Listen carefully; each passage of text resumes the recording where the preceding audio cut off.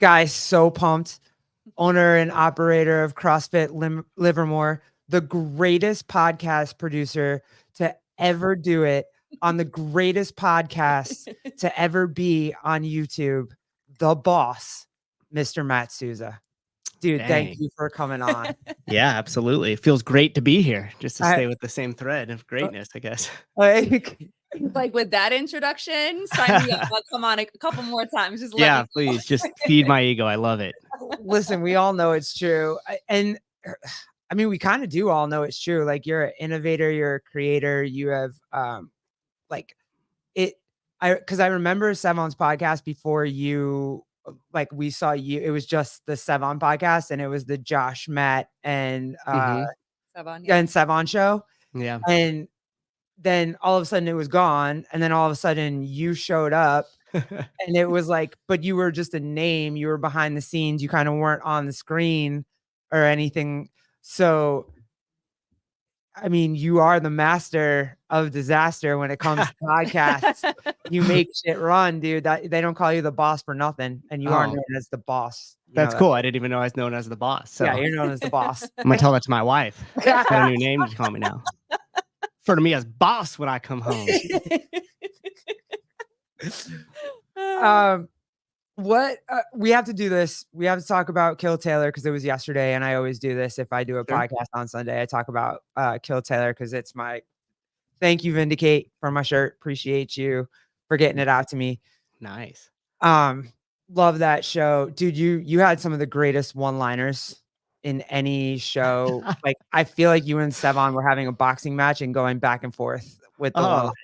That's good. Fantastic. I never really feel like how to fit in those, you know, and I don't really like making fun of people. If you could tell, I kind of get uncomfortable about it a little bit, but you know, I tried to fit in where I could. Dude, I had, the other day I had Tucker McLemore on. You guys called him Tucker the Fucker and we changed him to Dreadlift. Oh, okay. Chat chose the name Dreadlift. He's like, Dreadlift. I can share that with my kids. I cannot share Tucker the Fucker with my children. So yeah. Now we could do merch. You know what I mean? Yeah. Now we could do merch. Couldn't really be a hard sell before that. But he said something because I asked him, I was like, hey, are you ever going to do it? Like, you're a semifinals athlete, go on Kill Taylor and just rip it up and whatever. And he's like, no, I like to think of Sevan as that really nice guy that was at behind the scenes. And I don't want to get tore up. Like, he was like, I just want to think about him, how I met him. Like, yeah, fair enough. You're good, dude. They end up rooting. You guys end up rooting for them anyway. Yeah, I mean, that's exactly what I hope the premise of the show is, right? Like, you come on, you kind of get a little hazing, and then regardless of how you did, like the fact that you just had the balls to come on the show and like do it and put yourself out there, like all of us have a mutual respect for anybody that does that at the end of the day. So that's why I like to feel like it's like you get hazed at the beginning, you do the thing, we kind of cheer you on, and then we're like, hey, thank you, you know, it's great. Mostly you guys just talk about how big their butts are. Like, yeah, it's been a theme. It's been a theme, hasn't it? Yeah, a little suspicious, isn't it?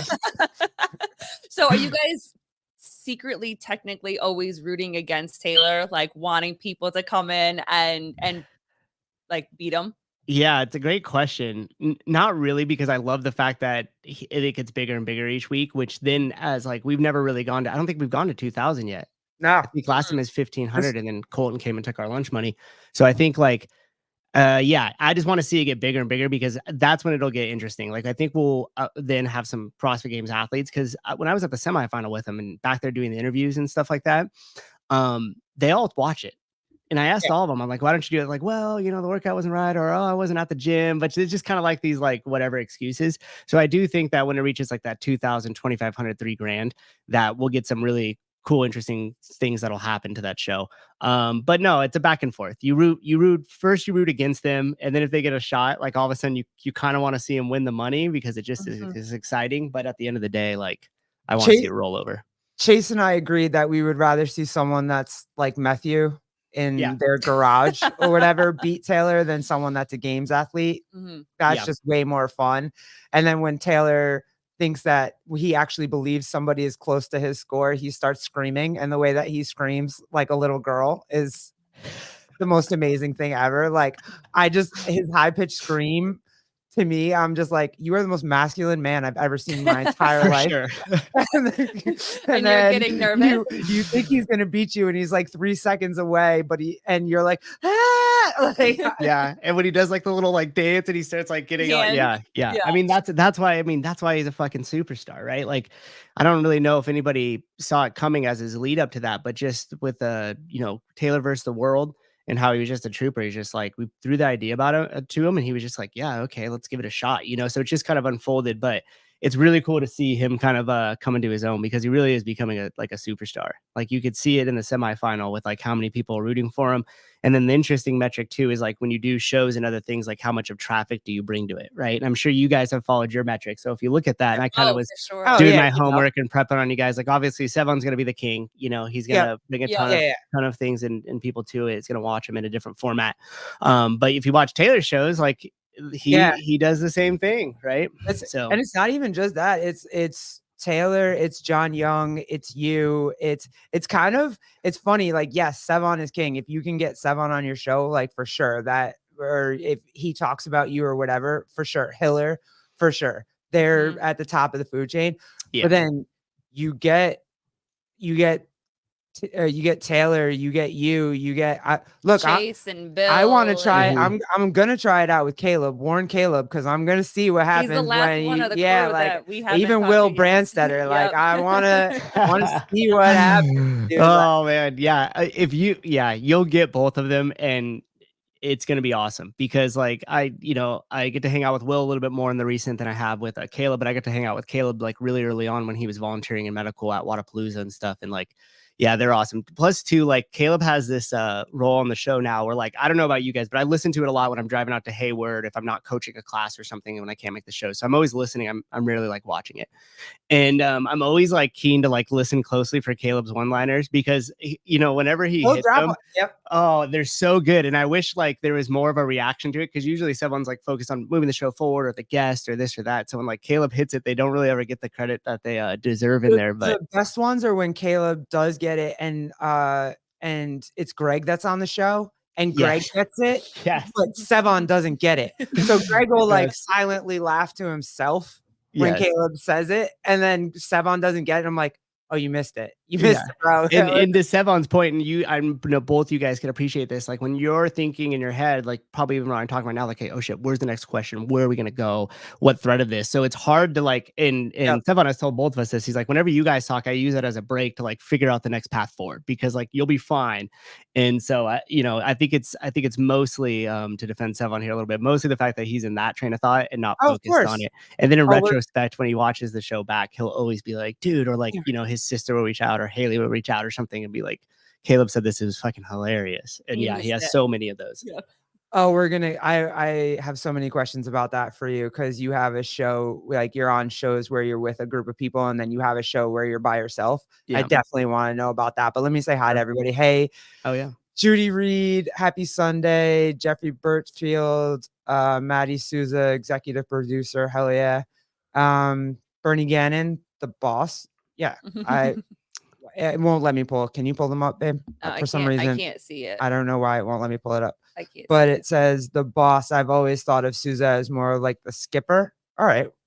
I mean, just in my thread, it's the boss. He's the boss. Like you have to check with the boss. Did the boss say it's okay? Like then you can go out. Checking schedules, making sure everybody's on time. It's everything that they need. Yeah.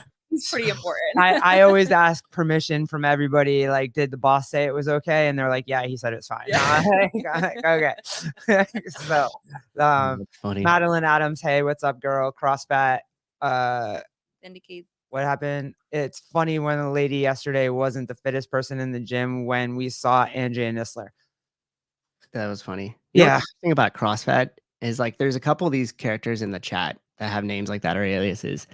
And like, I'll usually pay attention to what most of them say, whether I like publicly let them know that or not. But like that one's interesting. There's a few of those people in the chat that have some information where you're like, huh, this person really knows their history. Like they know more than, like they've been around for a long time to then either get that reference or reference something off of that or, bring something up and you're like, oh shit. So every now Trish is like that big time. Oh yeah, for sure. Story of Trish. Yeah. Sorry. Yeah. We're I'm still trying to. I'm doing all my investigative work. Vindicate my buttholes in my throat. Yeah, that was fabulous. I'm not even gonna lie. That was amazing. Corey Polito, good to see you, man. The man behind the magic. Yes, Mr. Matt Souza.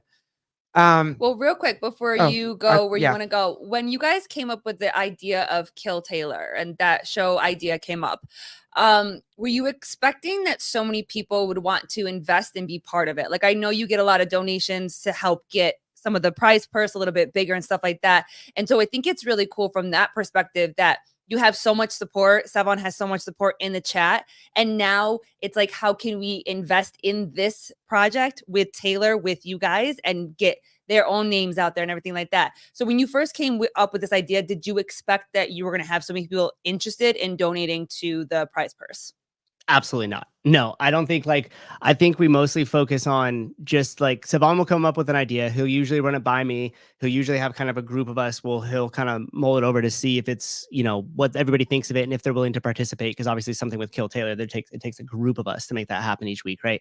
And then typically if everybody's into the idea and Sevan's into it and we could all commit to it, we just start rolling the ball downhill. I mean, everything from the membership with even the behind the scenes, right? I mean, that was crazy. We had a couple numbers in mind of like, hey, if we got 100 people to do it, it'd be awesome. If we got 200, that'd be crazy. And the numbers just skyrocketed above and beyond our expectations. So things like that have been really cool.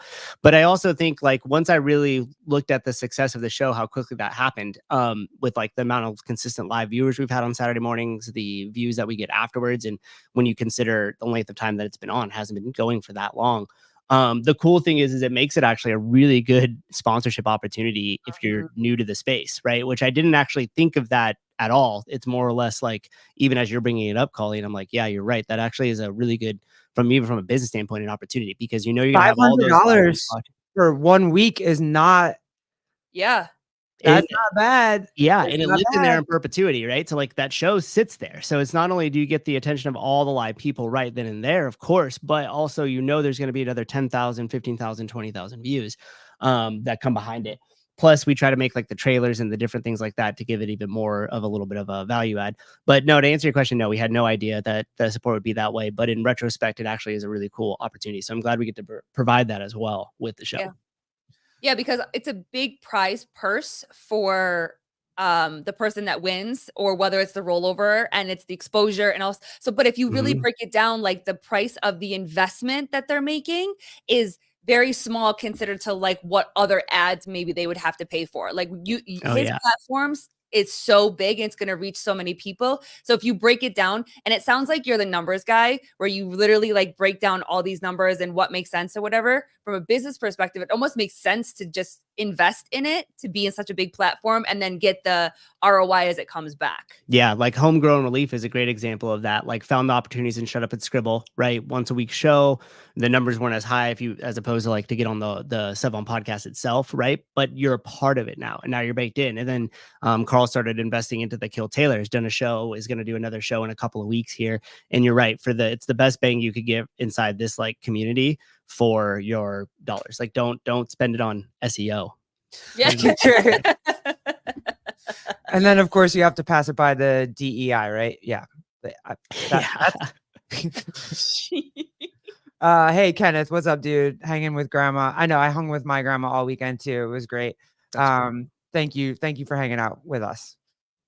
The big theme that I think I wanted to talk to you about the most tonight is the fact, I've talked to Tyler, I've talked to Taylor, I've talked to Pedro. You guys are all self-taught, it feels like. And you've had your affiliate for 10 plus years now. So you had to be in your 20s when you started it, right? Yeah.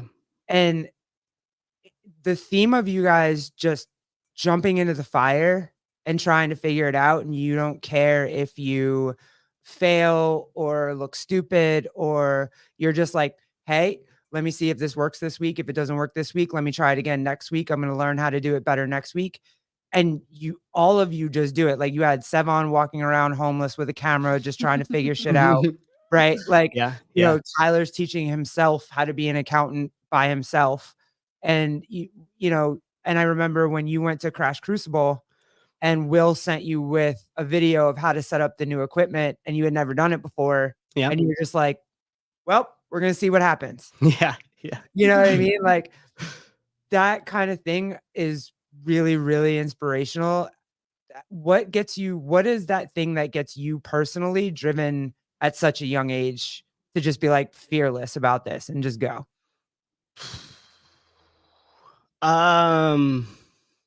I don't know. I guess I never really thought about things in terms of like if I fail or whatever. Like obviously there's always a social aspect. When we boil it down, we're all just really insecure about what other people will think of our actions, not the actual failure of the actions themselves. You know what I mean? So once you realize and you think about it, that there's such a short time on earth anyways. And at the end of the day, like people are so caught up in their own bullshit and trying to make their own ends meet with all their own problems, that to really think that if you said, hey, I'm going to do this, like for instance, you know, in my transition from art school to, let's call it gym owner or whatever the fuck, I was like, told people, like, I'm going to be a stand-up comedian. And like, you know, I was like the funniest dude at the party and shit like that. Right. And that went fucking nowhere, you know, You but are, like, you I are very told a lot of people. Schultz. You're very Schultz-esque though, dude. Like Andrew, do you know Andrew Schultz? Have you Oh ever yeah, seen? yeah, yeah. Oh, dude, you could be a stand-up comic if you actually really wanted to be. Thanks. That's a huge comment. Actually, the biggest hang up to that. So I went to a comedy college and was there for a couple of months. It was on Polk Street in San Francisco. And one of the things that I quickly realized is like there's different styles of comedy, obviously, right? There's like written material where they practice and refine the jokes and do shit like that. And then there's obviously like the improv and the riffing with the crowd. And I was way more comfortable with like the riffing of the crowd and the improv, because the massaging and retelling of the same jokes, like for whatever reason, it always seemed like disingenuine to me. Like I get that that's its own art, but like for me to like repeat something, like even if I do, for example, like some stupid joke, like at a class, like when I'm at a whiteboard, right? And I'm like, this is part of my top 100 workouts. And there's a few chuckles. Like if I do that again with the next class, Yeah. I automatically like weirdly feel like a fraud. So that was kind of why the comedy aspect didn't work out, was because like writing and getting material down and trying to refine it really wasn't my style. There is that though right now. Sorry, I can't help Yeah. it. There's so many things I would love to like. There is that thing right now. There's the comics that are really good at just crowd work, and then there's the comics that have really good stand-ups. And you know the difference. Like there's like Matt Rife. I'll watch him on, you know what I mean? On and even Andrew Schultz. I'll watch them on their podcast. I'll watch them on their clips on Instagram. But to watch their full hour comedy special, I'm kind of like, eh. Yeah. Yeah. But then you see like you know, well, Cat Williams back in the day, or Kevin Hart, their full hour, Eddie Murphy, you know, you'll just sit there, you can watch that over and over again. Doesn't even matter. Yep. So, oh, okay. So that makes sense. So then how do you get into doing your podcast where you're by yourself? You're legit by yourself doing this podcast. I tried it once and it wasn't live. It was literally just like recorded, and I hated myself afterwards. I was like, no, girl, never again. Like you're never doing it again. If you don't have someone else to help you, like you're not doing it ever again. So I guess like, so there's little threads of things in my life that have kind of been consistent with me since I was like, and my mom would probably say since I was a child, you know, but as far back as I could kind of remember, in terms of what I was into, and kind of like film making and like doing those things, filmmaking, that's a way strong word, skate videos to get my friends sponsored and things like that. Right. So I've always like been into that, but, I did a ton of I did a podcast every single week for 3 years. Before I started with Sevan. So like not a lot of people know that. And like a lot of it now is just kind of unlisted and hidden. I would like force other people to do it with me. Like my girlfriend and now wife at the time, like I'd force her to do all these once a week. And she'd be like, fuck, I just sit here and you just talk, you know?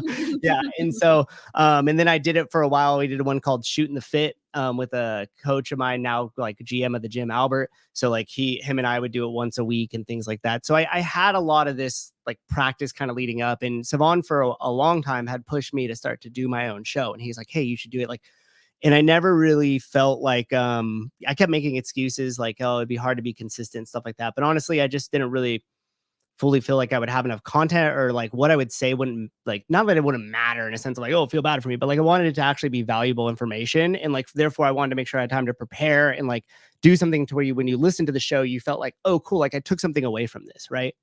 So I used that as an excuse for a long time. And then when I did it, I decided there was a couple of shows where I filled in for Sevan, like you guys do. And I had Caleb, and then one time like I didn't because he wasn't around. I just kind of did it on my own, and I was like, man, that sucked. That was really hard and terrifying. So then when I decided to start my own show, I'm like, I'm just gonna commit to like 10 episodes of just myself on here and just hang it out to dry. Because also going back to kind of like the self-learning thing, the stakes always had to be high for me.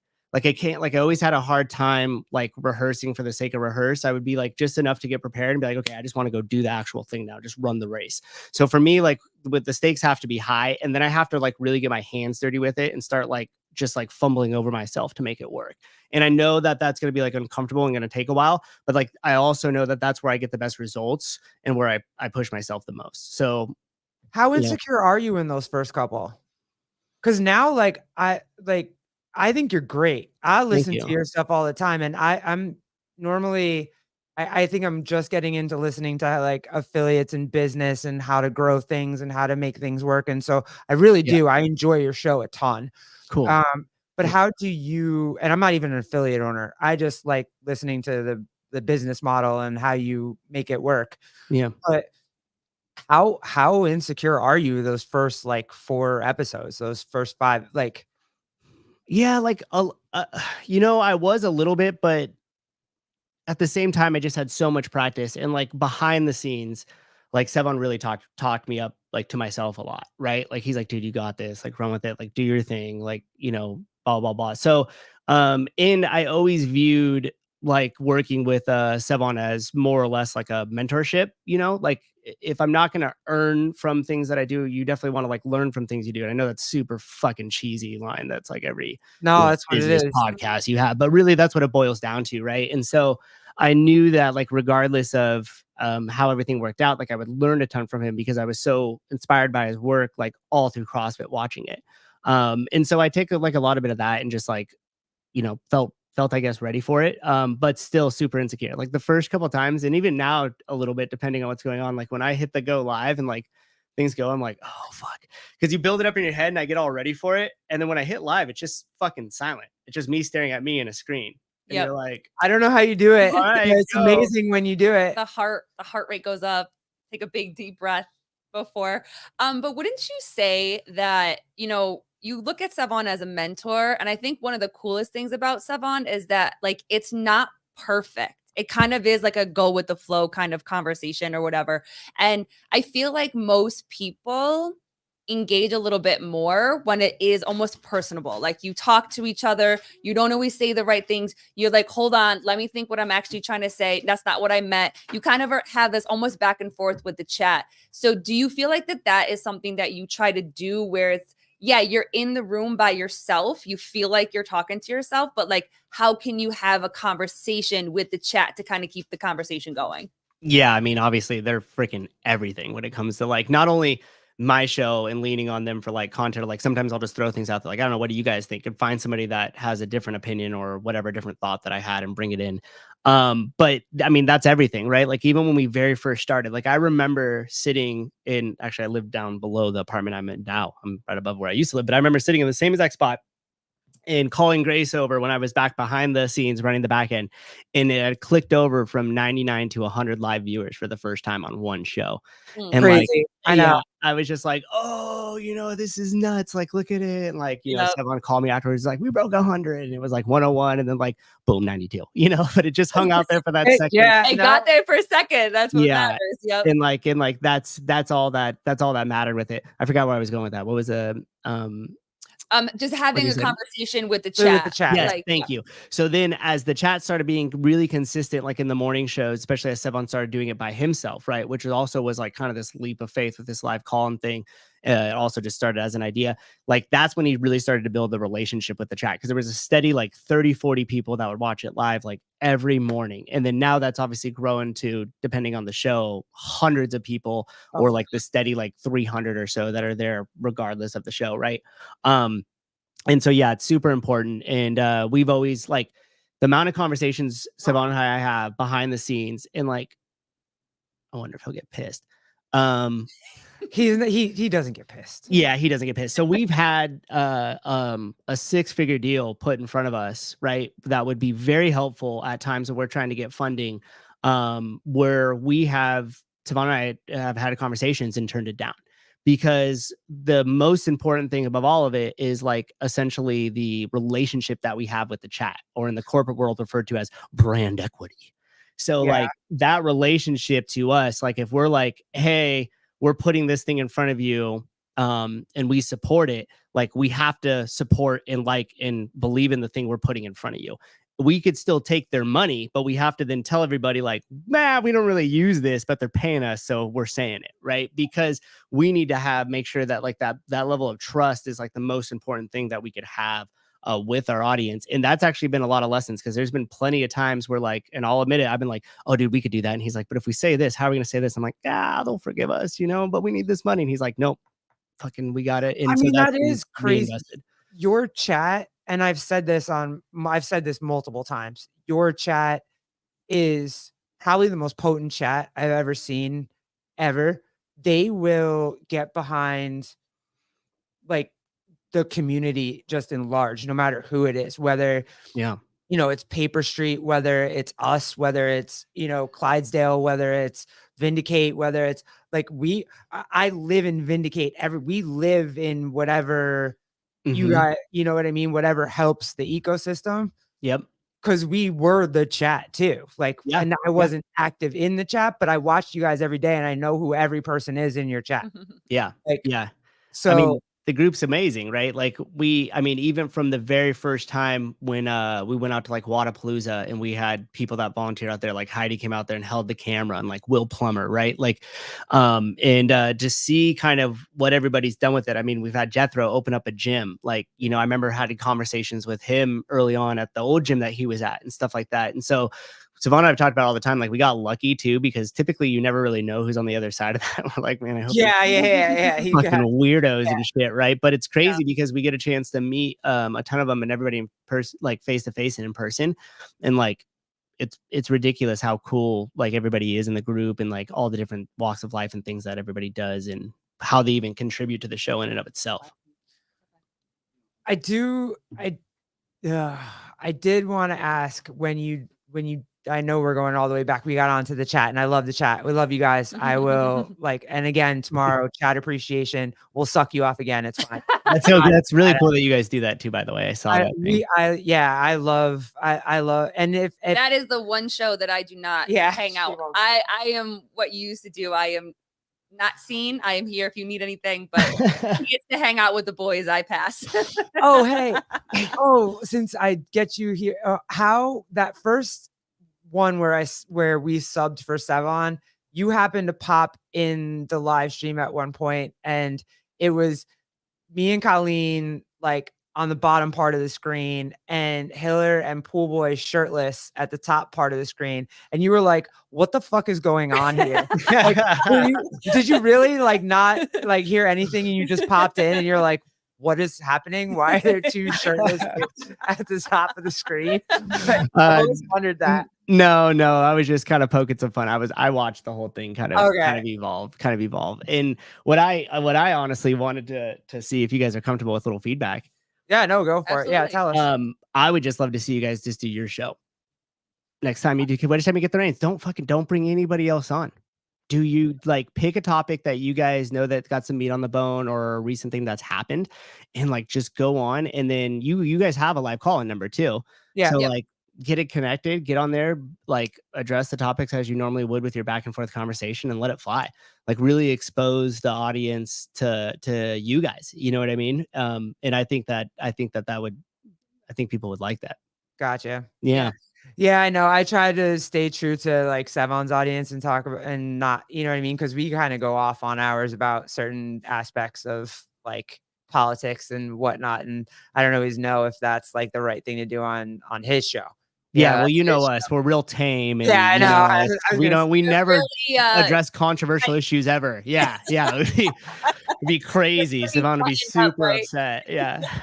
No, because I think that like the way that, and when we talked about that, like specifically bringing you guys in, it's like none of this stuff. I know sometimes it might seem like fly by the seat of the pants, like shoot from the hip, but rarely is it. You know, we have a lot of discussions, and there was a lot of thought in you know, having you two come in to sub the show, like when Sevan's traveling and different things like that. And it was for that reason. So you utilize it, take advantage of it, and do stuff, talk about topics that, you know, go niche and just be like, hey, this probably is not going to be the most popular show that we do, even though it's on Sevan's podcast, but who cares? It's a topic that we're passionate about or want to talk about or whatever the case, right? Yeah. Yeah. That's cool. Yeah, I know. I tried to go into one part of it and then I was like, ooh, Chase can't talk about that. I can't do that because that would not be appropriate at all. My bad. Sorry, it went the wrong way. He's like, girl, you made me sweat a little bit. I was like, oh, damn. Yeah. But sorry, I lost you. I kicked you way off topic there. No. It's fine. Where the fact go ahead, because I was gonna go into politics anyway. Okay, well, I want to go back a little bit. So Sure. we started to talk about the transition between your art career or where you were going to go and becoming a gym owner. How did that happen? And then what has it been like for the last, how long have you had your affiliate for? Since November of 2013. So what would you say would be your biggest growth since starting your affiliate and where you are now? You mean like personal growth, like with myself? Yeah, we can go I mean, the education piece of it, right? Like I was like, so going all the way back to like high school, shit. You want to talk about insecurity? You asked if I was insecure on the first couple episodes I did by myself. Nothing was more insecure for me than like my senior year of high school as we got close to graduating. I mean, I remember like for the longest time I was in all the remedial classes, so like the basic beginner maths and like all these type of, you know, the English, whatever, except for history. I always enjoyed history. But which, do you guys see that Shane Gillis joke when he says being into World War II is early onset of Republican? Yeah. It's like that's like so accurate. And so like I always remember like even people would be like, what's your class schedule? And they would get it and I'd be like, oh, they made a mistake. They put me in, you know, the freaking low IQ math again. Damn, you know. And so like when I was graduating, everybody else kind of seemed to have like this plan. You know, I was gonna go to this fucking school or do this thing. And I didn't really like have like that set like plan. So I kind of just continued to like fumble around, you know, like the art school thing was something that I was decent at drawing. I got really into it. My grandmother on my dad's side was a painter. So I kind of like picked up that thread of it. And got good enough to then be like, okay, cool. Now I have something I could do. Like I'm good at drawing. I'm going to go to art school. This sounds really good when I talk to my parents as friends. Like, and to me, that was like the most important thing, being able to have in the back pocket. Like, yeah. So what are you doing? Like, oh, I'm going to Academy by University, you know, fucking getting my shit together, San Francisco and shit. It's going to be crazy. And so that was more or less like that was what that was about, was like that was something that I could kind of root in and go for. And then when I got into Academy by University, I realized that like, just like, fuck, like it's just school kind of again. And they kept trying to push you towards like digital animation. I was a freelance illustration artist. And it's like, this isn't going to fucking make you any money. Like, you know, there's no, it kind of seemed like at a dead end, so to speak.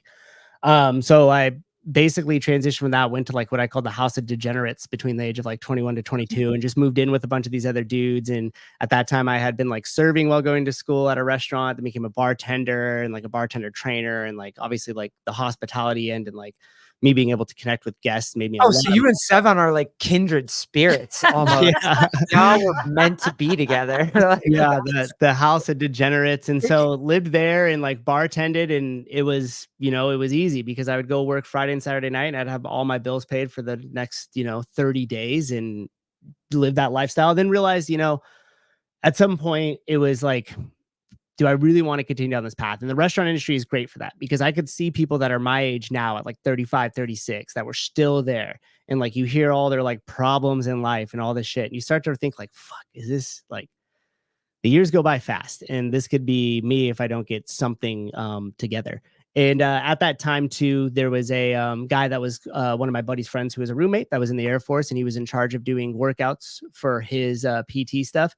I was always into working out because I was always into martial arts. At that time, I got super into jiu-jitsu in my early 20s and was like going to be an MMA fighter at one point until I realized like I don't really like no, you're not. Yeah, like it was like the first time I like fought somebody, like, and by fought I mean like sparred at a gym, like with somebody who was serious about it, and just got fucking destroyed and was like, this isn't fun at all. Like this is not the first time I got a pull up and was like, oh, I'm going to the Masters CrossFit Games. And it's like, no, you're not. You're not going. Like that's not a thing. Right? I mean, you know, you always handle your own little like school skirmishes or this or that, but you go to somebody who's actually like trained in training, and it's a No. yeah. Yep. So anyhow, I had always been into all that stuff, and like I had been training, and at the time that I went to art school, I got really into like graffiti, and so I did that very like regularly for a while, and a couple years. And so for that point, I was training because I was like, I'm not getting caught. And it was a weird, like the graffiti scene's super weird. So you have dudes that are like me that like travel in from the suburbs that like, you know, basically don't live that street life. And then on the whole other end of that spectrum, you'll have people that are fully, you know, in that street life, don't really have a place to live. They're still doing graffiti, really good artists, but are, you know, drug addicts and stealing a lot and stuff like that. So that was a weird world to like be a part of for multiple years, especially out here in the Bay Area where you're in San Francisco and Oakland. And so I was working out the whole time through that so I wouldn't get caught. I always knew I could run away and climb over and jump over stuff. And so parkour? Yeah, basically. And the guy who was in the Air Force, Kenny was his name. He came and he's like, hey, we're gonna do these workouts. And so he started writing out all the workouts, and I didn't know it at the time, but it was CrossFit workouts. And so he's getting them from CrossFit.com. And this was like 2009. And so he would write them up there and we would just do those workouts. And that was pretty much my first introduction to CrossFit. And I didn't know it was CrossFit until he got deployed. And I was like, dude, Kenny, like, who's going to do all our workouts on the weekends? And he's like, dude, just go to CrossFit.com. And so I went there. And like from that point forward, that was probably like 2010 at that point. And then I just became immersed in it. I didn't do the social media thing. That was right when Facebook was on the rise and that type of stuff. But I checked like CrossFit.com 5 p.m. every night religiously and watched everything that was in there, read everything that was in there like crazy. So it wasn't necessarily that you kind of knew that you wanted to be a businessman. It was more so that like you had a love for CrossFit, found the gym. And then when you, did you start educating yourself on business and how to run a business once you started or when you wanted to start the CrossFit gym? No. So I just basically I decided I was going to move out of that house because I was like, okay, like getting hammered every single night and like narrowly escaping like any craziness that could have happened in a lot of those situations. Right. It's like, okay, I need to go out and do something else. So I actually left there, moved back in with my parents. I was like 23 at the time, 22, 23. And I still had the job at the bar. But I also got another job at a warehouse. And then I also started going back to community college because, you know, gonna get my AA. It's the fucking thing to do. Yeah.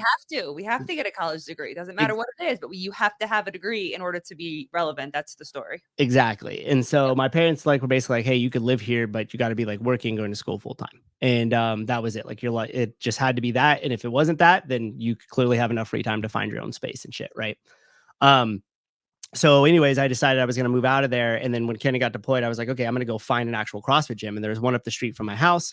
And I painted a logo on their wall for them in exchange for 6 months membership. Because at that time, I still didn't have very, much money or anything. And then quickly, I really, like, I'd already been doing it at that house, already been following .com for a long time. So the second I got actually into an actual affiliate, it was just like, just got like obsessed with it. And then probably about 6 months into that, I went and got my L1, not to be a coach, just because I wanted to learn more.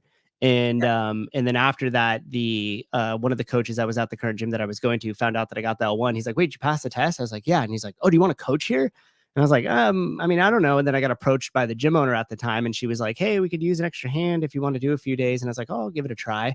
And at the time, this was like 2012, 2011.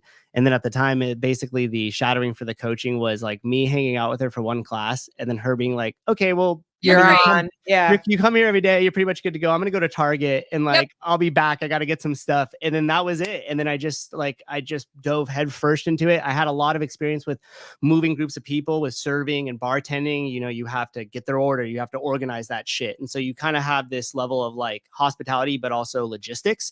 And then I was so obsessed with all the stuff that, I was just like bursting to tell somebody like, please, let me explain to you a pull-up. Let me explain to you how to kip.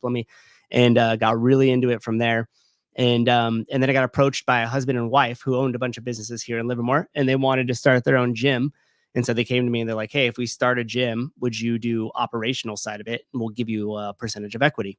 And so that was actually how I got ownership, was with that husband and wife. We purchased a gym inside the existing town and then became like rival gyms with the gym I used to go to, which was all crazy. And which is that's funny. Always how it happens. It feels like, I feel like this is always how this happens. And it was so weird because we were actually going to open a gym in the neighboring town in Tracy, and we had the lease. Like we had the building, we'd already got, like, we had the lease. We just had to sign it, pay the deposit. We were going to move in there. And when we told the gym owners, the other gym that they went to inside Livermore as well, they told that owner, and he was like, wait, hold on. Like, would you guys consider buying this?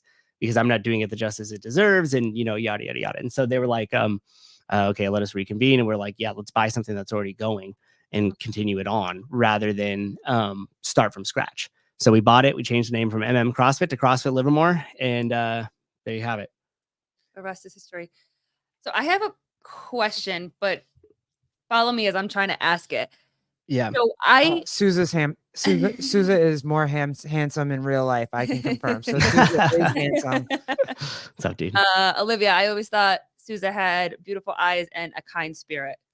There you go. All the compliments. He'll take them all. Right. Yeah, no, I didn't put I don't have them up because if I do that, I'm going to start reading them and I want to like locked in with you guys. So I apologize to anybody. Sorry guys. We want to know. We want the attention. Yeah, we today, want attention so today. We have to wait until his next show. I hear that story a lot where coaches start somewhere, whether it's a gym, whether it's another type of business, where we start somewhere. And then it almost feels like when we wish for more, want more, desire more, want that bigger position, either the gym itself doesn't give the opportunity, can't give a working living wage for us to be able to stay there. And then we make the choices to do other things that either is your own or it pays more money. It's more of what you want. You want to be in charge. And there's always this backlash from where you started. I feel like that's it happens more than I think people it's almost realize. Like why shouldn't they be happy for you? Because they grew you up. Like they helped you grow up. Yeah. Don't they want to see you fly? Almost like they nurture you, they raise you. And it almost feels like an entitlement thing. Well, I raised you, so therefore you're stuck. You need to stay here with me. How did you deal with that? And why do you think that happens? Yeah. So I think the first piece of it is, number one, at some point you're going to reach the ceiling of the owner's potential.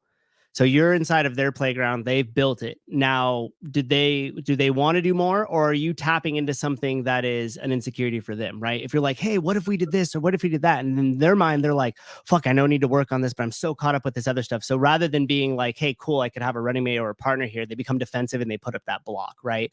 So like that may be first and foremost, is like they have their way and they're going to fucking do it their way and they don't want to hear anything you have to say, right? So if that's the case, there ain't nothing to do but to just run and leave.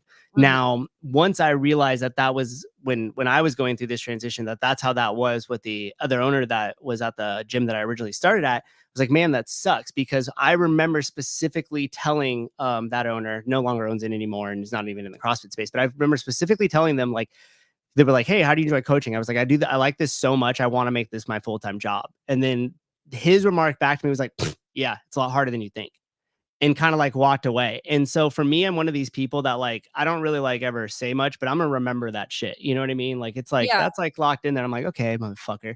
So watch me make it this full-time job. Yeah. Cause a lot of times you hear from owners that like, we can't make this a full-time job. Like we can't support a full-time job. So that's mostly part-time coaches that are only available for certain days. And it seems like that's usually the crew that they get. But anytime a coach is like, hey, I want to do this full time, I want to step up, I want to help you manage this, I want to help take some things off your plate, I want to be in the gym more, then you usually get some sort of pushback. Yes. And so the flip side of that is what I hope that CFL is and what the opportunities that I presented. So I tell everybody, especially like coaches or people that come in that are super excited, that this gym is a platform and it's an opportunity vehicle, meaning they could use this to get to the thing that they want to. Whether you're a coach, and we've had coaches that have come in almost like semi full-time or full-time that wanted to be involved in the fire service. And obviously I have a lot of connections with that. So then they're around those people. They're there during the academies when we do that stuff. And so once they kind of level up and they go through that process as they're doing this full time and they're like, hey, I'm going to academy. It's like, fucking awesome. Congratulations. You made it work. Right. Or in that case, if they come to me and they're like, hey, I want to own a gym one day. I'm like, perfect. Let's queue you up. There's two things. I'll either be an investor of that gym, right? Or you're going to realize, fuck, I actually don't want to be a business owner, but I could be a really fucking great number 2. Yeah, And then yeah. I can work underneath your platform, right? And this goes to the larger thing that I always do with all my coaches and pretty much anybody that I end up having any sort of professional conversation with is you have to be able to cast your own vision of where you want to be and what you want to do. So often, and you said like you're the numbers guy like a while back. And the reason why is almost a lot of our decisions, for the most part, outside of like emotional, family, friend ones, can be solved by math. So if I were to ask you, and I say this to all my coaches, if I've got a magic wand here, there's no financial restrictions, there's no I can't because of, or I can't because of XYZ, right? What exactly do you want to have happen? And I would say 9 times out of 10, everybody just sits there and goes, yeah, because I don't know. Those are not questions that are normally asked. Have you ever heard anybody like come to you and be like, "Hey, I'm a great number 2. I want to be the second in command. I want to be your right hand. I'm great at that. I don't need to be the lead. I can, like, are there people that say that? I've never. It's not about them saying that to you, because again, if I were to ask like that question that I just posed, how many people are going to be like, I'm going to be a fucking number 2. In my mind, I am the second place in all my own visions. Like, never. But when they come to me and they say, hey, I want to own my own gym one day, I say, awesome. Let's start leveling you up here. And so what happens is they either two things, they go, and this is typically what happens, right? Is they go like, fuck, this is so much harder. There's so many more skills that I have to pick up here that I would much rather spend my efforts and resources and energy doing that towards attaching onto the vision that you have, having my own opinions on it, of course, but building it together. Right. So a lot of times people will kind of come to that in their own head, because we're all number ones in our own stories. Right. Yeah. Like we're all the hero of our own story. So it isn't until you get your hands dirty and realize, hey, this isn't exactly the skill set, that I have or that I want to gain. I would much rather work underneath this umbrella and build as an intrapreneur rather than an entrepreneur. Yeah. No one ever says that. No, I was going to say, where did that mindset come from? Did it come from your own experience and deciding that you never wanted anybody to feel the way that you felt? Or was it just when you started your business, you got very clear on the type of business you wanted and then the type of businessman you wanted to be? And how to get there? Yeah. So like closing the loops on a couple of the threads. So like coming back, I've always felt insecure about like academia or education, right? Talking about it from when I was in high school. And so I actually, this is funny because there was a tipping point, and it was in Ben Bergeron's gym in CrossFit, New England. And I remember I went to his immersion thing in 2016. And so I spent 2 days with, actually, it was mostly with Harry Paoli. If you guys know who that coach is, I forget which camp he's a part of now. Maybe not at all anymore, but I know who you're talking about. Yeah, regardless. So I started going through that and realized like, holy shit, like I could see this gym makes, close to $1 million a year, and it looks really no different than what I'm doing. There's just a couple of key things that I need to kind of brush up on. And it was funny because Ben taught this whole entire thing. And as we were like walking out, one of the other guys that we were going to lunch with, he's like, hey, that was kind of weird, right? And I was like, what? And he's like, Ben just taught us back like John Maxwell's 5 levels of leadership, but like didn't tell us about the book or that it's John Maxwell's. And I was like, oh, like the fuck's John Maxwell? So it's like, oh, it's his book. So I'm like, oh, okay. So then from that point forward, I was like, wait a minute, I could just listen to these books.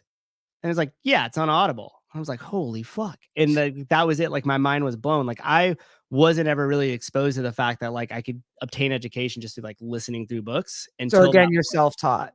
Yeah. And then that was it. From that point forward, I became absolutely obsessed. And then what happened was there were certain books that like were recommended by people that I would start to like follow as I tried to look for more material that weren't on Audible. So then I had to like read the book. But at that point, like I was so invested on getting the value from it that I was like, okay, I can read a book. I mean, outside of high school, I don't think I ever did a book start to finish. Right. Mm-hmm. And then right after coming back from that Ben Bergeron immersion thing and being like, okay, I really want to like build a business. I'm going to craft a vision for myself.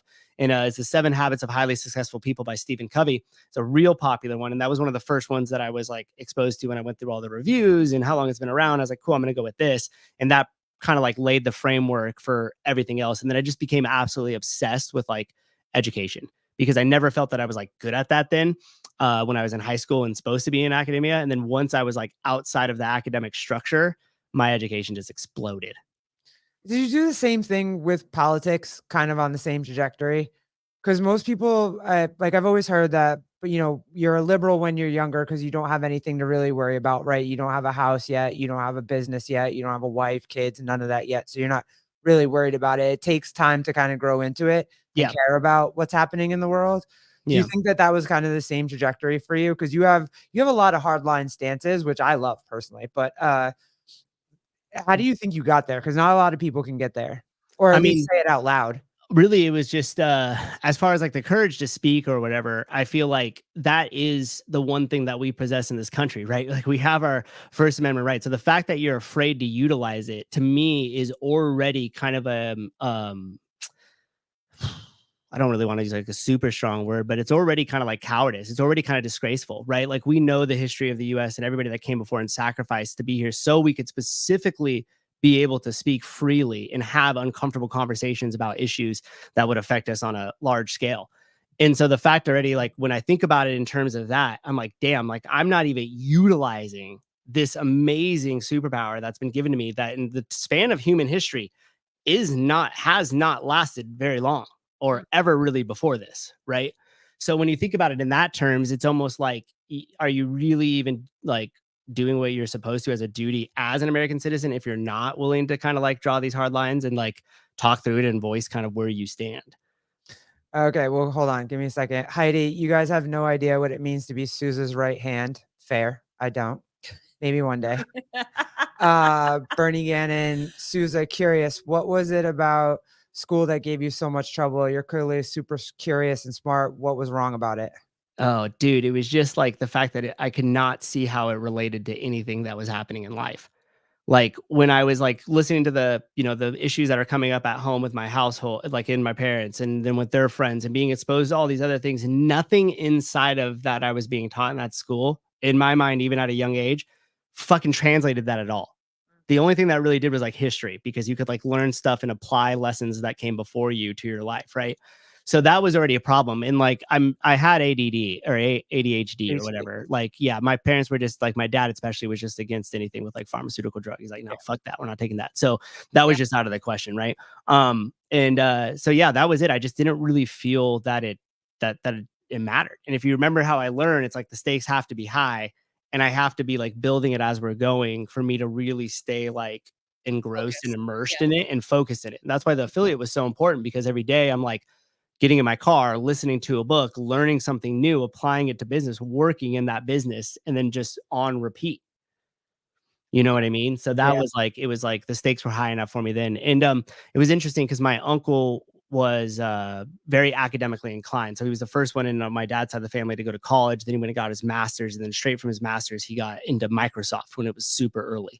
So Mm. he like retired at like 40, like a multimillionaire, right? And so my parents always just kept beating the drum of like, oh, well, Yeah. your uncle went to school and look what he did. Like, go to school so you don't have to work hard like your mom and dad. And like there was all these type of narratives that were always in place. Like, the go to school so you don't have to work hard was like a drum that was constantly beat, right? So then you feel like there's something inaccessible to you since I'm not academically inclined, then therefore I can't level up to that life. So it's a big fucking mistake with that one, right? The second one is, oh, we'll never be able to afford nice things like that. Like Mhm. those two things were constantly because then we go to my uncle's house, right? Yeah. Fucking pull up this mega mansion. Like he was very far from flashy. He was like a complete nerd, which lucked out because he sent us the first computers and editing software and shit like that when I was really young that I would have never had if it wasn't for him. But so we got, you get exposed to that and it just reinforces that same thing. And that was one of the first times I was really exposed to books because he had a big library in his house. And I remember going in there and being like, oh shit, like look at like it just there's something about it that like felt right, even though I couldn't quite put my finger on it. So I was like exposed to a lot of that. Do you think that's why you see these videos of these kids right now that they're like, "Oh, I'm going to college. As soon as I get out of college, I expect to make $90,000 a year. The minute I get out, I expect to make, $100,000+ a year." Do you think that's what it is because people said that was the narrative, "Hey, go to college and you won't have to work hard." Like if you go to college, 100%. because they really are they're like, "Oh, I'm gonna get out of this. I'm gonna graduate with whatever stupid," because now they're making up like majors. They're not even Yeah, real majors. They're just shit right. they made up. and they're like, oh, I'm going to get out of this art, science, DEI. I'm half black, whatever. And I'm going to make $150,000 a year. Yeah. Do you think that? And also want my loans to be forgiven too, so I can walk in and immediately make the 150 grand that I am promised to make when you sign up for a degree. Yeah, and I mean that's hugely problematic, right? Because number one, in order to actually think that, the level of entitlement that you have to have that there's some sort of deserving thing because you just did an action is just insane, right?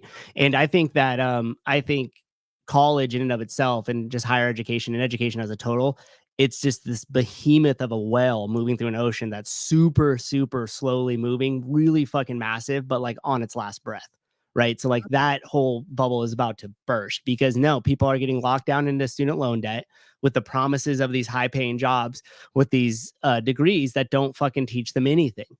And for a period of time, our economy will support that, but we're already seeing that starting to unravel. So when times are really good, I could go to my bullshit, like, culturals and religious studies majors, and I could go get put into somebody's chief people's operation, right, at an HR at some major company. And I could make 6 figures a year basically doing nothing. Having lots of touch points with people and coming up with cool initiatives. So we have more bonding and we make up our metrics so that way we meet them and all that type of bullshit. But the second that all that capital runs out in the economy and the interest rates goes up and capital is really expensive, money's really expensive for these companies to go get, they start to shed all those fucking people that are dead weight immediately. So you're starting to see that already unravel. Now the problem is that all those people that they're shedding were never probably taught anything with financial literacy. So now they're also attached to these really big, massive student loan debts that they can't get rid of. So that becomes a massive problem for all of us. And again, that was something that was brought in by the government with the Sallie Mae loans, right? Like you were I remember that. To get it at 18 with like, imagine getting $100,000 as an 18-year-old for fucking college on a degree that doesn't translate directly into any job placement. Crazy. Like you basically just enslaved them, but financially. And then if you really think about the education system and how there's a complete void of financial literacy all the way from K till 12, that you're essentially lining them up to just go get locked into student debt with the promise of that higher education is going to be so you could get a well-paying job. But not only that, it's mostly relying on status in society now.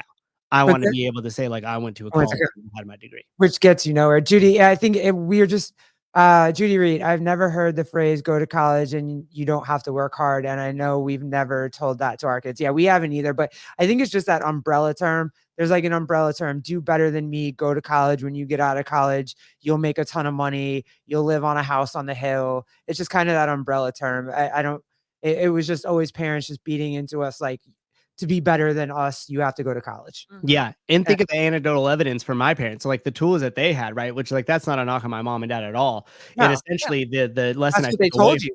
That's just what they told me. But that was also their example. They didn't know anybody else that went to college. Like both my parents left at like 18, went to Hawaii and were homeless and lived on Oahu for 5 years. Right. And then they flew back to the mainland to like get their shit together. It essentially had me shortly after.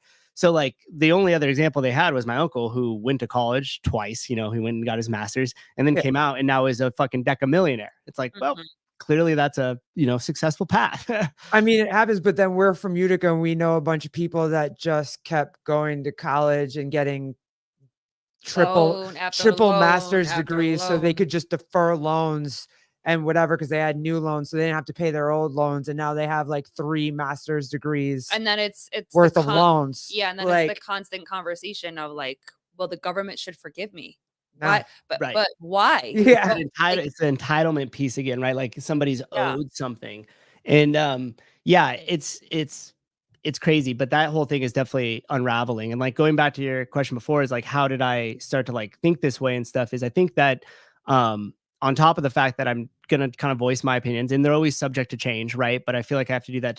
That's my right. But also too, like all these opportunities or me not being afraid to fail. Like I said, because life was short earlier, like when I was 19, my best friend died in a motorcycle accident that I was a witness to. And so I pulled up shortly afterwards, bike and fucking body parts just scattered. Right. And so you're just kind of like, holy fuck.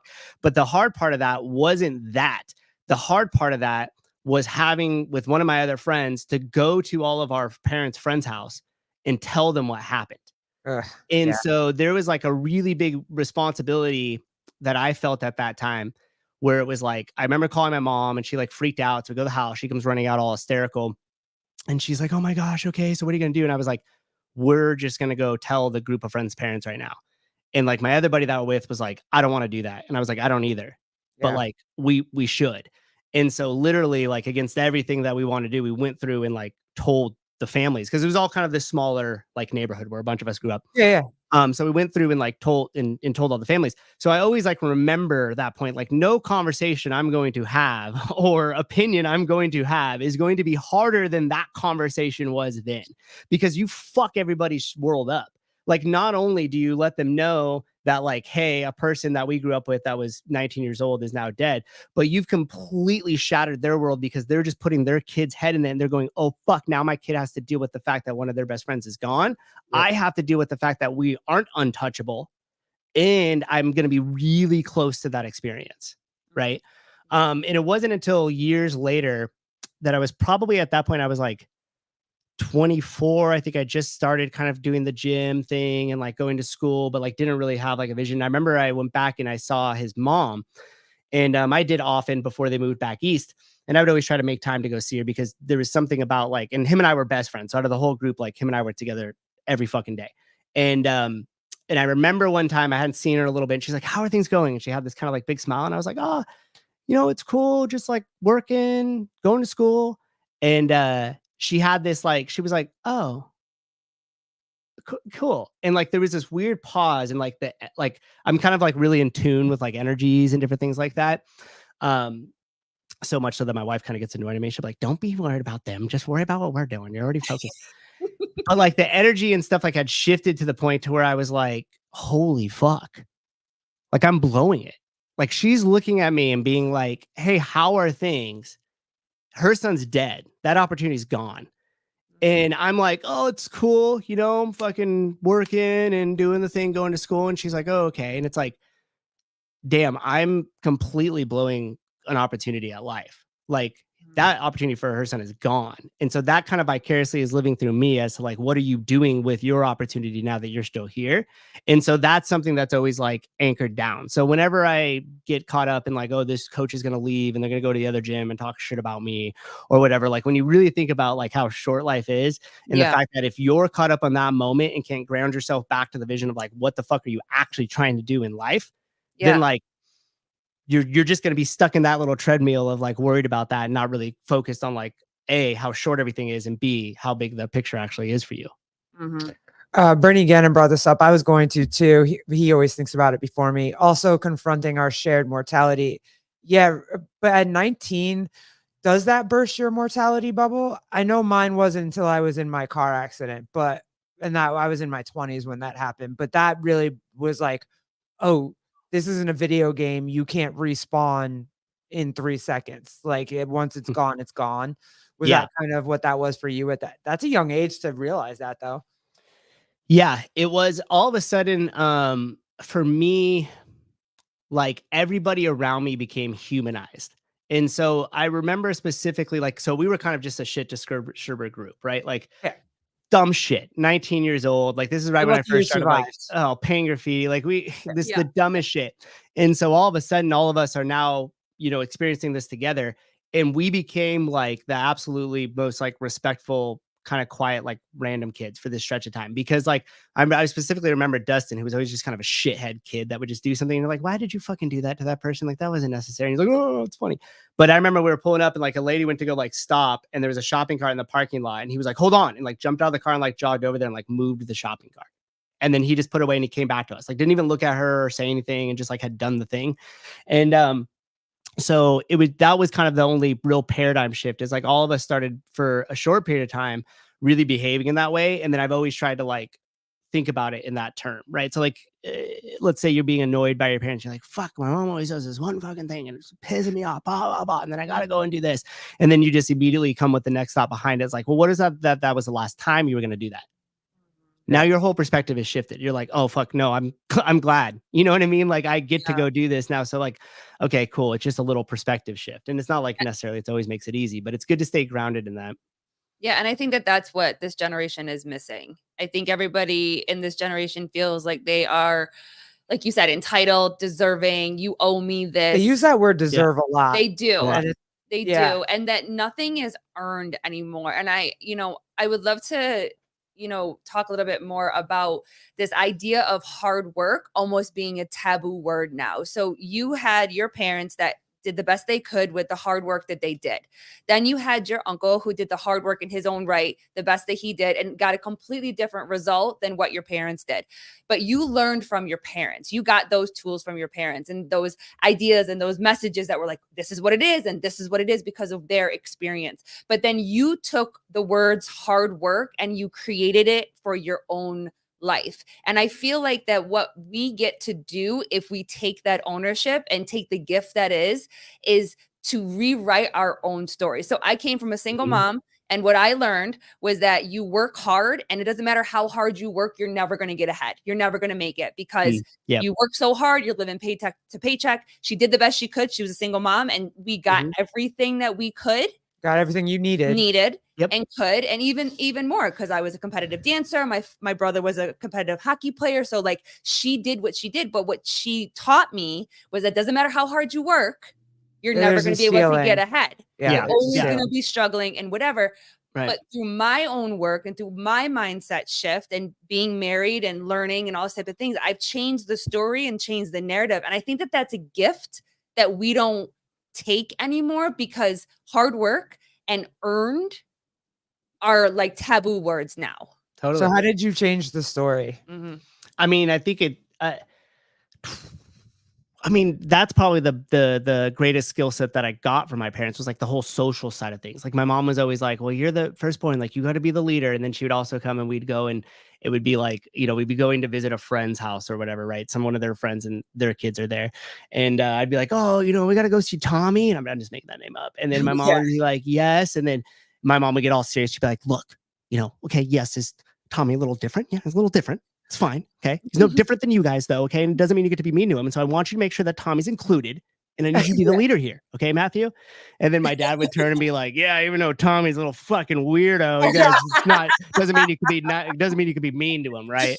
And then it was kind of like that my mom would get mad at my dad, and then my dad would be like, oh yeah, just listen to your mother. And so like, we had like the social aspect of it. And really when you think about it, like the only other thing between you and like where you want to go, assuming you've kind of laid out that path for yourself already, is going to be two things. It's just going to be another human, or it's going to be another skill set that you need to acquire. Right? Like there's no like weird, like aloof thing. Like everything is just made up of other human beings. And so if you're really good with working with human beings and you could understand like nuances, then you're going to get a lot further in life. And so like, that was kind of the skill set that they like applied upon, like, really instilled in me. And then the hard work aspect comes from it. It's just like Tommy Sevan. definitely might have some similarities, but like the hard work comes is like, it was always just like, okay, we'll just go out and do it. And like I was really into like skateboarding when I was younger, right? Like I did it competitively and stuff like that. And so I think there was a tangible like thing there. Like the more hours I put in on skateboarding and learning to kickflip and learning to ollie, the better the result I got. And so I think a lot of us get that from sports because you're able to turn in like what you want to do in your mind into the physical manifestation of it. And at that point you could kind of shortcut that and move it quicker because it's just your body and you're trying to get a thing, right? As opposed to like laying out some grand vision, acquiring skills to obtain that vision. So that was kind of the thing, is like I always had the more hours I put in on skateboarding, the more result I got. Then when I started filming my other friends skateboarding, because I wanted to be with the cooler skateboard kids that I wasn't good enough to quite be in the group with yet, I would be like, well, I could use my camera and film you guys. And then I'd film them. And then, so like just doing the actions and seeing the results, I guess, is what kind of like led me to if you didn't want to be second string, or you didn't want to be on the bench, or you know what I mean? You did the work to try to get into the starting five, or at least sixth man or something like that. That's right. And I think see it, like you could physically see it when you did enough work, you were now the sixth man, or you were in the starting five. Like, yep. And since I didn't play an organized sport, that level of like independence of having to like carve my own path to figure that out. Like at that time, like the skateboarding videos just started to come around. Right? It's not when somebody was like, hey, you want to get in with the cool kids and get free stuff from the skateboard shops and then know the skateboard shop owners, film your buddies, edit them and go give them those VHSs, right? Like nobody. So it's like, I was able to just kind of put those pieces of the puzzle together on my own there. And so I think having that outside of an organized thing helped a lot in terms of business ownership, because really there's nobody over my shoulder. right? So like whether I do the work or whether I don't do the work, it's completely up to me. And then the work that I do is also going to be up to me. And so Right. it's like, how do you like, what are you anchoring that to, just so you know you're going to the right direction? And taking responsibility and accountability for yourself. You can only control yourself. 100%. Like you take the steps that you can physically take, emotionally, mentally take, or whatever, and then see what happens from there, and not worry so much about what everybody else is doing. Are But you that kidding takes, me? yeah. That's Souza's middle name. His middle name is literally accountability. He's Matthew. He's the boss, Matthew Accountability Souza. That's his middle name. That's a long name. Yeah, Yeah. it's well deserved. Well Like earned. he earned Well that earned. shit. He Yeah. earned it. Yeah, we're not using deserve anymore. We're using he earned that. Earned it. Yeah. Well, thank you. Earned it. One more just question I've always wanted to ask you, and then just like two little stupid ones. But the next one I really wanted to ask you, do you, as much as you took that, okay, free speech, this is, I get like, life is short, I need to say the things I need to say, like, are there still some topics that you kind of hold back on a hard line just because you still feel like you need to be educated about those topics, or you haven't quite had a fit? Like, because I feel like there are still those for people, and those are the topics we're afraid to talk about because it's like, I'm not sure yet. Like, I just need a minute. Like there are topics that Sevan and you and everybody, and I'm like, yes, I am down that hard line with you guys. I'm not deviating. There's no deviation. Like, and then there are some you guys will talk about. I'm like, I want to talk about it with you, but I don't know enough about, like, I would want to ask you questions, and then I might sound dumb if I ask the wrong question, but I really do want to know. Like, I want to get educated on it, but you're afraid to ask. You know, does Yeah. that make sense? Yeah. I mean, like afraid to ask because your thoughts, like you don't want to feel stupid, or afraid to ask because like your thoughts just aren't all the way like Yeah, they're comprehensive not. enough to like have an opinion yet. Right. Yeah, it's not. It would more just be like me having, like, figuring it out with you answering my question. Like, but their questions would be all over the place. Yeah. Just, And so for me, I always just like, again, it's just going to go back to like, what are you actually trying to accomplish? Right. So the things that I'm really like bullheaded about and like really have a hard line is because I think that the result that I'm trying to accomplish is the correct result. Right. So like, so let's say I found out some information about whatever, somebody at the gym or something like that. And then once I receive this information from a different person, I could decide like, okay, is this useful? Do I need to have an opinion on this? And does this just need to end with me? Right. And so I kind of hold that up against everything, because you don't have to necessarily have an opinion on everything. And if for some reason you're searching to try to just like find an opinion just because like you feel you have to, then it's probably not that important to you. And so therefore it probably isn't going to be the best time, like, you know, use of your time to look more into that just to like have a conversation. But if it is important to you, then you need to really understand like why it's important to you, and then what you want to actually have happen once you receive that information, or once you kind of are putting whatever it is out there that you're putting out there. that's awesome. Yeah. Is it more like coming across like, because I feel like good conversations, even if you don't understand, are still good conversations. Like if I was like, Sure.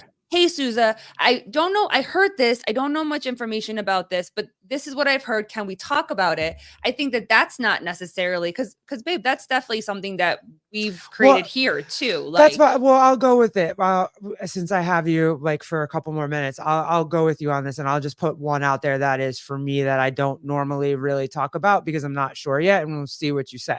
So one of the ones that I always I definitely listen in depth. Like I went and watched the documentary that Sevan recommended and whatnot, and it's the George Floyd one. And I have always been told what I was supposed to think about cops and whatever, and I believed it for a very long time. Now I don't, and now I'm, you know what I mean? But also too, there's still remnants of that left. So like, as much as I want to be like, yeah, I know he had fentanyl in his system. I know he had done it a million times before. I know what his criminal and how many felonies he probably had or whatever. I know all that stuff. Also too, watching that video, the mom side of me and seeing anybody laying on the ground like that and whatever, like, hurts my heart. Like, that sucks. I like it just, my natural reaction cried out to be like, no, that sucks. Yeah. My head knows what it is and what happened, and I know the facts, and I've read a million things about it, but I still have feeling that that video still Yeah, you're a John's human and you saw feelings, another like human being suffering and yeah, there wasn't something done with it. I mean, that's a completely like logical response. And the thing is too, is like you just have to you could hold both ideas at your in your head at the same time. And they could both actually be true. And so what I would just do with that is be like, yeah, that really sucks to watch that happen between two human beings. That made me feel uncomfortable. The mom hat that I wear just like it just kills me, you know. yeah, But I also understand that if we go back to earned, that was an earned position. yes, and So it's it's what was not like wrong. somebody pulled them out of their house and did that, and it was just like, "Holy fuck, that was so random," right? Yeah. Like all the decisions that made up on both ends, Oh, yeah. The Cop and Floyd, like beforehand, on in both the ends, car, out of the car again, back in the car, like, he's done it before. Yeah. I mean, all those things were earned up to that point, right? Yeah. And then so if you're trying to wrestle with that in your head, like for me, that's just where it'd be. It'd be like, yeah, the human side of me just hates to see any, human suffering at the, that just sucks. That's like, and then at the same time, I understand that that's a responsible adult that put themselves into that position and unfortunately earned that It consequence to some degree. Like, did they deserve to die? Like, no, I'm not the judge and jury of that, yeah, right? But I'm if with you you're on that. living that life, You we all know where that's a that's risk. gonna live, Right. like, where that's gonna lead. Sorry.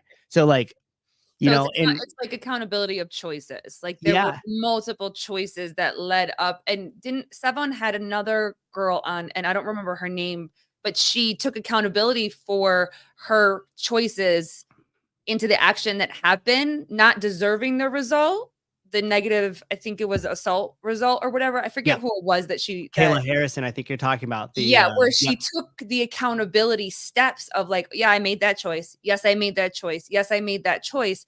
And having to sit with that of like, holy crap, I am part of the reason and the accountability part to have that happen. Not saying that you deserve it, but it's hard when you have to look in the mirror for those accountability choices that we make. Cause again, we're only responsible for ourselves. You make a choice. What can come from that choice? I make a choice. What can come from that choice? yep, Olivia, so my husband is a cop, and when that video came out, he was pissed at the cops. I wasn't pissed at the cops because I get that they're split decision choices you got to make. But yeah, that video just kind of evokes uh, and I don't know if it like Sevan would probably say it's a female thing and my ovaries were overworking and like I was just like, oh my God, baby, let me hold you and make it better kind of thing. Mhm. But yeah, like it did, but my mind understands like, hey, these cops they have to react in a second. Stuff is happening. People are around. I get yeah, it. It sucks. yeah. That's not an easy thing to do. No, not at Um, all. And I mean, if you're talking about the extreme position that Kayla Harris is taking, which to me that's a very extreme position. Like that takes a lot of like bravery on her part and to be able to just be like, fuck, I'm just going to go ahead and lean into this and just accept, my responsibility in something as horrific as that, where I clearly know. you're like, what? You What? have no, Yeah. you know what I mean? Yeah. Like that is it just, and to somebody even to fucking suggest that to her outside of herself is Yep. insulting almost, right? Yeah. Or damn near is insulting. Mhm. But I think that that's the only also way that she could now own her own life and situation.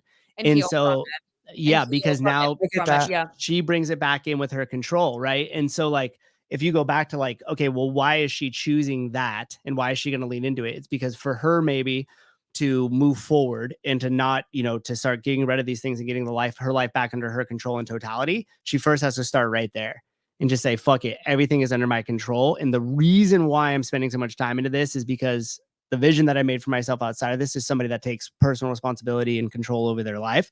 And once I do this, the rest of it will start to unfold for me, or hopefully will. Right. Yeah. And so I always just Had go to back like find yeah, she probably had to find that sense of control again for something like that. It was a almost like hundred. she lost Yeah. it, and it's like, how do you unfortunately, in order to get the control back, you have to go through what happened to But it's get that also control too back. well, I Yeah. mean, not her situation, but I would just say in general, like I've always said nothing, or my grandmother always said nothing good happens after midnight. If you're out after midnight, some shit's gonna probably pop off somewhere at some point, Mhm. especially if you're drinking at a party, whatever. Like, Very true. Yep. yeah, Mhm. something's Yep. gonna pop Yep. off. So if you kind of decide to go out after that, and you're gonna, we used to go out at 10 o'clock. We would pregame, drink, go out at 10, you know what I mean, and not be For back till sure. 4.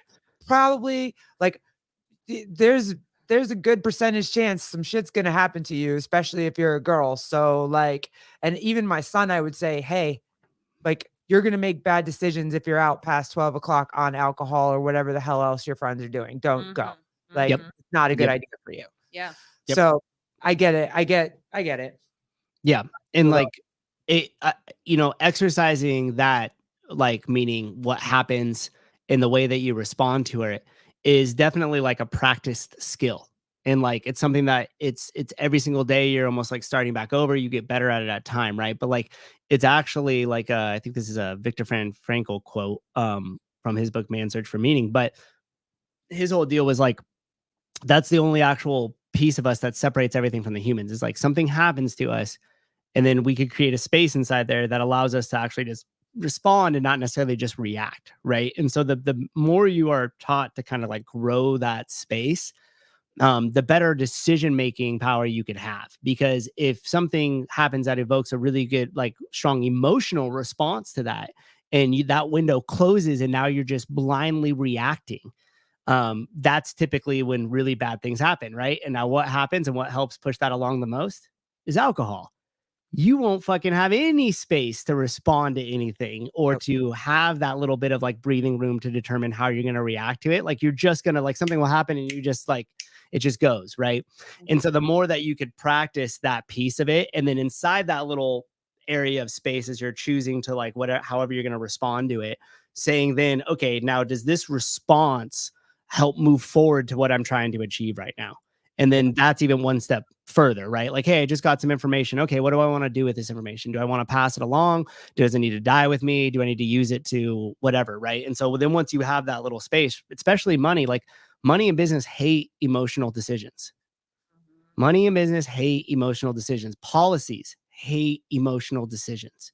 Anything that's going to affect a large number of people with a lot of different, like, situation and context to it is going to unfortunately hate emotional decision. So, damn, that's what we're good at. That's why that's what women are good. We're good at that shit. And it's super important too, right? It's super important because without that, you're not going to have the same, like, loving and care and different things like that too. So it's like, as long as you're creating that space there, you could still be emotional with it. Going back to that George Floyd type of thing of being like, hey, like, what I took out of that is a few things. Like, cops need better training, so that way they're equipped with the physicality to be able to handle somebody in a safer position or a safer situation or whatever the case may be, right? And then on top of that, like, George Floyd in and of himself, unfortunate circumstances, like, chose also to take a shitload of fentanyl knowing that that was going to happen. So when you marry those two things together, it just creates this really unfortunate situation. And like, even when my buddy Tyson died on the motorcycle, the one thing that I remember that my dad, like, told me that kind of stuck with me is, he's like, hey, the one thing that's your job right now is, no matter how fucked up the situation is, just find the silver lining. And he's like, and it's going to be a long time. It might, you know, it might take a lot of it, but like, as long as my job is to, like, search for the positive, it'll lead me in that direction. If I search for the negative or the blame game, it's just going to further lead me in that direction. Right. And that's why, like, I always get, like, weirded with therapy, because you got to have, like, the right person in play, because if they're just going to continue to lead you down the path of, like, the blame and this is your victim and stuff like that, that result is you're just going to get more of it, as You kind opposed of to, have like, that person that puts that battery in your back that's like, no, girl, he doesn't deserve you. He doesn't know how to treat, like, it's, you know what I mean? It's like, it's never their fault. They never have to learn how to communicate with somebody else. They never have to learn how to look inside themselves and see what's happening in there and whatnot. That yeah. kind of thing. So now ask yourself, if you have that avatar, right, that's loaded up like that with, like, the friend, like, yeah, you're right, fuck them, blah, blah, blah, blah. Yeah. And then you take the avatar of Kayla Harris, and you put them both at the start line. You say, okay, they're going to make 5 big life decisions right now. Who are you going with? Who are you going with? Who are you going to pick? You know what I mean? And so, like, you're automatically going to pick, like, oh, the one that's much more calmer and, like, has really processed this information, has taken ownership of her parts in it, has really found a way through it. Like, I'm going to go with her, right? She's probably going to make some better decisions. Oh, that was really, oh man, that was good. I'm gonna have to watch this back because you made a lot of good. I have to write these down now. You made a lot. You always have the best, like, they're like, Points. yeah. Makes you Well, think. thank you. Yeah, it makes you think.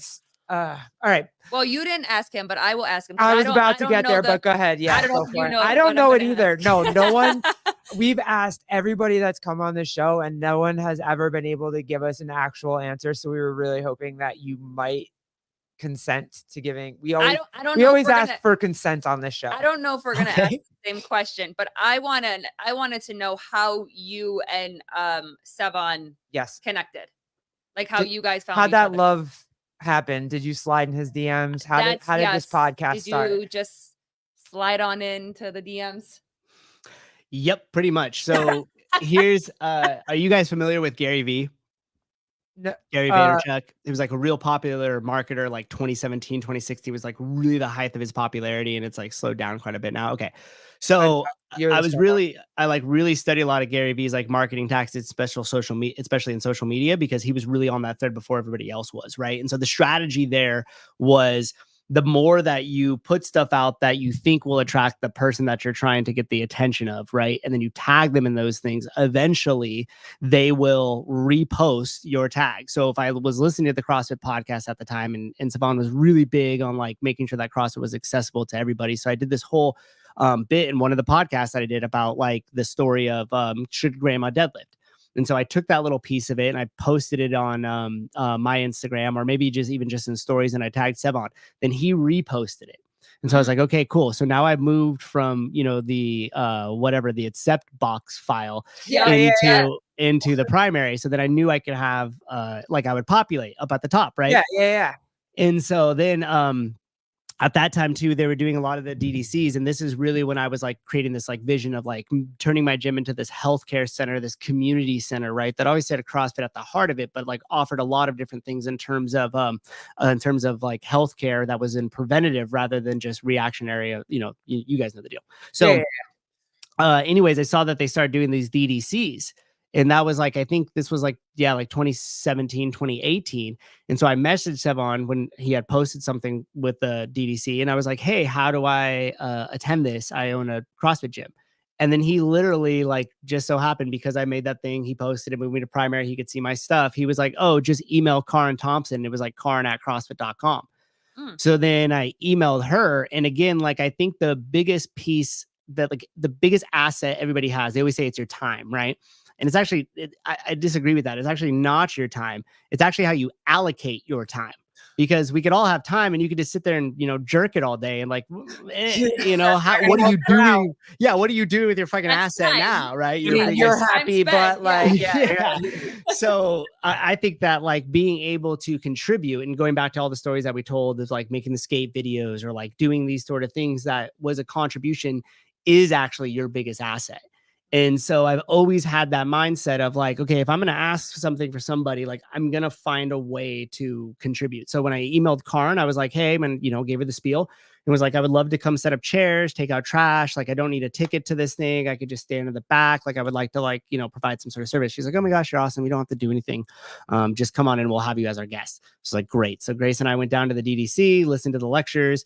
And then at that point, going back to, again, some of the Gary V stuff, I was always trying to stay like on top of the next, thing. So you could get there and get the land grab first. And voice, I thought, was going to be really popular, because like how I got exposed to Audible and all these other things. So I was like, hey, we should be taking, or CrossFit should be taking the articles and converting them into audio files. And Sevan was like, that's an awesome idea. And I was like, yeah. He's like, yeah, you should do it. And then that was it. I was like, I didn't mean that, but okay, here we go. And I was like, so wait, will I get in trouble by legal? And he's like, no, you make them, shoot it over to me in an email. Like I'll help you with it. If anything happens in legal, just shoot me an email and like, I'll talk to him about it for you. But I think that, I think Greg and everybody would like this. So I was like, okay. So then literally I went home that weekend and that week and like produced 2 of them and read out loud verbatim. I think I did like What is Fitness and one of the other more popular ones, and sent them back to Sevan on an email and was like, here, I did them. And he was like, holy shit. And then basically they left me on the list for the DDCs, and I kept getting noticed in my email when they were coming back up. So I kept just showing up. And finally, Danielle Hale was the one who used to do the front door. They were like, because I would come up and pretend that like I'd be like, I'm Matt Souza. And kind of like, look. And I knew there wasn't going to be a fucking thing for me. And she'd be like, oh my gosh, I apologize. I don't know what happened. Because this was like an exclusive group that got invited by Greg. A lot of them got flown in and all this shit, right? So she's like, oh. So finally, like the second time that happened, she's like, who are you? Like, what? And I was like, hey, I overheard a conversation and you hated putting the names in the little sleeves. Like, I'll put the names in the sleeves for you. My name's Matt, you know? And she's like, okay, whatever. And so every time I would see Sevan there, I'd always try to get a little FaceTime with him. And then in the meantime, I kept making the articles. I kept doing my own podcast. I kept putting little clips out on Instagram, and that just kind of caught his attention. And then when he got fired from CrossFit, when the whole sell and everything happened, I hit him up and I was like, hey, I'd love to do a podcast with you, because he never did them before that. I was his first one ever. And I was like, I'd love to do a podcast with you. We don't need to talk about CrossFit. I'm interested in your kids and how you're raising them. And he was like, okay. And I was like, when do you want to do it? And he's like, can you come to my house tomorrow? And I was like, yep, sure. And then literally he's like, all right, here's my address. And I threw all my shit in the car and got up the next morning. I remember coming out and I was like, hey, I'm going to go do a podcast. And Grace is like, where? And I was like, at Sevan's house. And she's like, what? And I was like, yeah, were you actually on that one? Were you behind the scenes still? Like, were you? This was my podcast. He was a guest on my podcast. Yes. Oh, and so, yeah, so I reached out to him and was like, will you be a guest on my podcast? And he was like, yeah, let's do it. Show up at this, like at this time. And I was like, okay, great. And so I drove out to his house and I set my whole little setup up in his garage, and he invited me in, and I met the boys and I met Haley. And I'm pretty sure I had like an anxiety attack inside his kitchen, because like I was getting really like fucking worked up on my way over there, and like hadn't really spent a lot of like FaceTime. And I know he just got let go at CrossFit. So I was like, I didn't know what's going to happen. And then I got there and like I saw Haley and I saw Avi, and I was like, oh fuck, I'm going in this weird dream state right now. Like I just ate some mushrooms, but like I'm trying to hold it together. And like I accepted another coffee, even though I had too much on the way over there. So my heart rate, like it was all fucked up. But anyhow, we went out in the garage and we did the podcast, and I broke the thing down. And I was like, awesome. When I post, I'll shoot you a thing. And he's like, great. And then he sent me an email like a day or two later, and he was like, hey, what mics were you using? Shoot me a text. And I was like, okay, cool.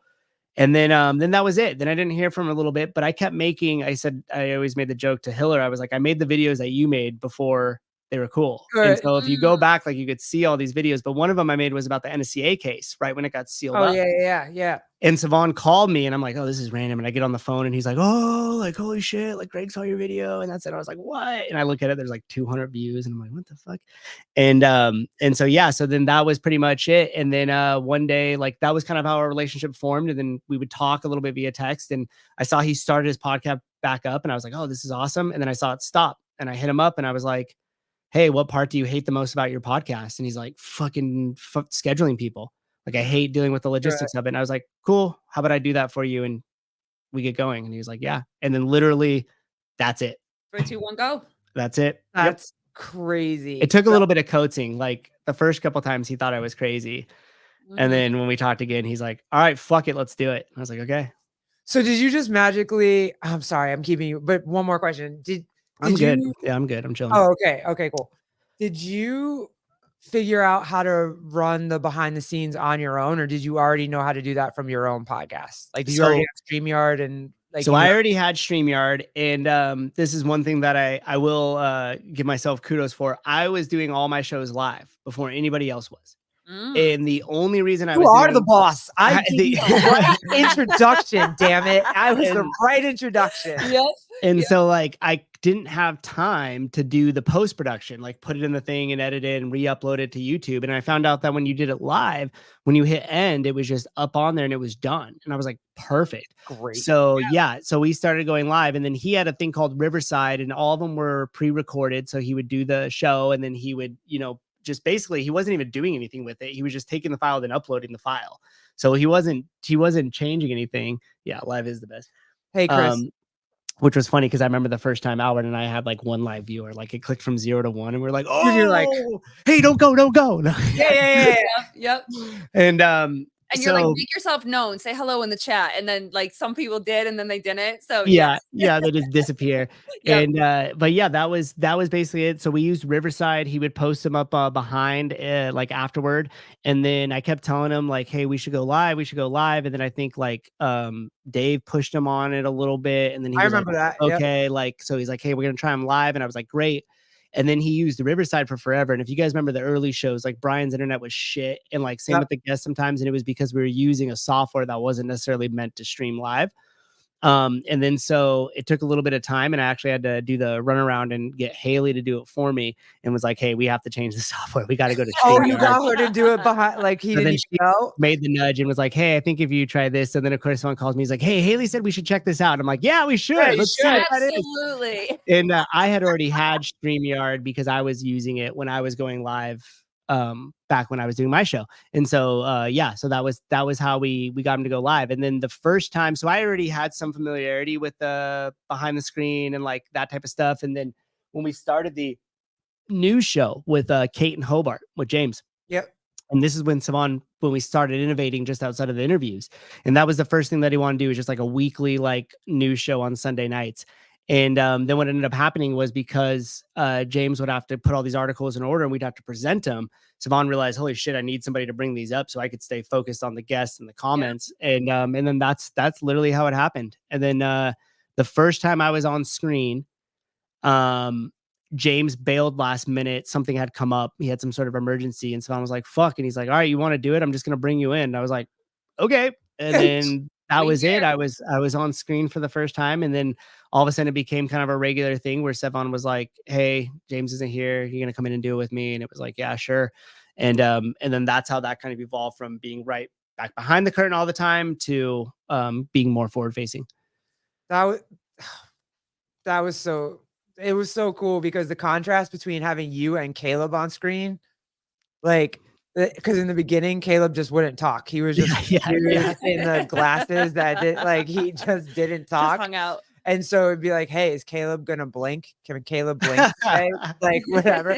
And then Souza would be back on. Or he'd be like, hey, Souza, and you would answer them. And then Caleb would be on and be like, Caleb, blink twice if you're okay. And then and you know, it's like all those, like I was saying earlier, the little threads that run through my life, right? So it's like the video editing and stuff like that was already like had some skill set and some familiarity with it. Like being in front of people and stuff like that. Do you remember running around Wodapalooza, you guys, the first time? Oh yeah. Just your phones? Yeah. Like, did you guys just have like phones and little mics, even if you had mics, or was it just on your? It was just the phone. And I just had an earbud in. And yeah, that whole thing spawned because I think we ended up getting, I think Sevan talked to Matt O'Keefe, because he was still involved with Lotto Live at that time, and was like, yeah, do you guys want to come out and like shoot some stuff? And then we were like, hey, could we live stream some things? Because we were doing a bunch of the stuff live, and they're like, not the actual events, but everything else would be fine. And then we're like, okay. And then I called Sevan. I was like, hey, I think we should do this. Like, I think we should make a presence and like be there. And he's like, all right, let's see if we get some money. And then we got Liver King. You remember supplements? Yep. Yeah. So he really, he gave us travel money and was able to get us like the newest phones. We could make sure we had like the best opportunities at connections and stuff like that. And I hopped on a plane with no idea of what was going to work or how it was going to work or what we were going to do. But I knew we could figure it out. And so that's what we did.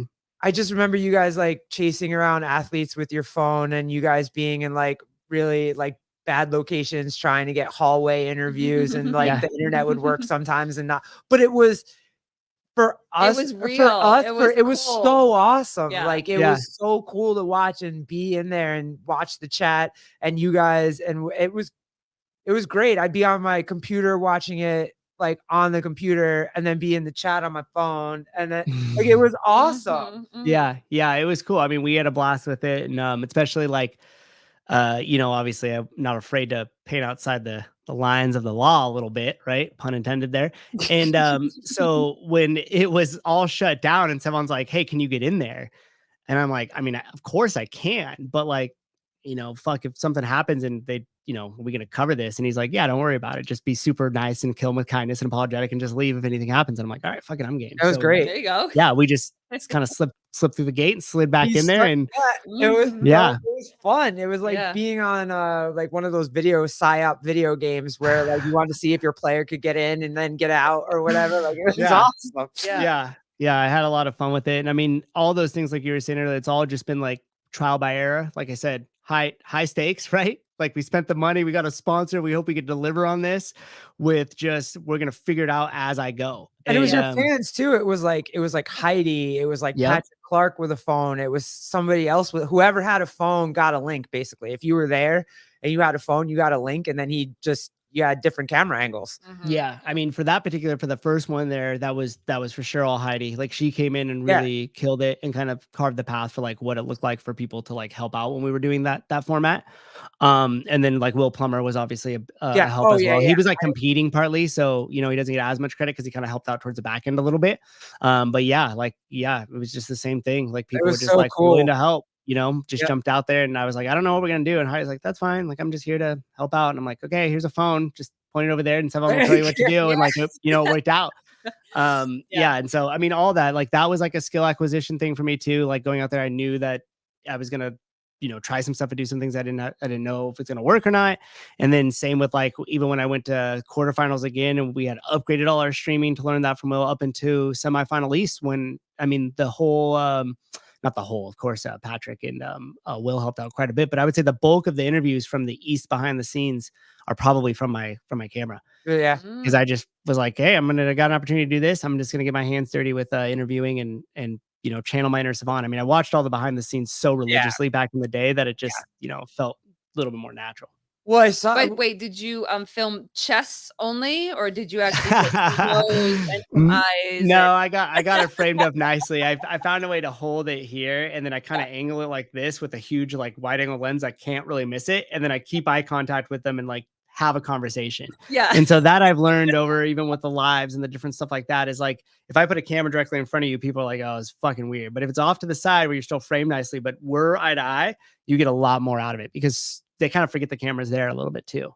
Yeah. It was kind of perfect in that first behind the scenes when Sevan just got every dude's chest. All you were looking at was like, and because it was like, see, he's not misogynistic. He's equal opportunity. Dude's chest the whole time. It was like nothing but man boobs. Yeah. Like, it was amazing. The internet was happy to see it. And I was like, oh, Seb, because I'm like, oh, you are kind of a little gay, huh? Like, that's nothing but bare-chested dudes. I'm okay with that. Fine. Yep. So it was kind of funny. Chin down. That's it. Solid. I think it's so cool to just hear how it's literally like that is the best story. Like, jump in. Like, we're gonna jump in. I don't know if we can swim. The water might be too cold. It might be too deep, but we're just gonna swim and figure it out. So when you reached out to him about the Sevan podcast and you guys decided to do this, now all of this time later, did you ever imagine it would get here? Or are you surprised that you've gotten this far so fast? Bernie, again, in Sevan's defense, people's chests are at Sevan's eye level. True story. That's fair. True. By some of those guys. So I don't know.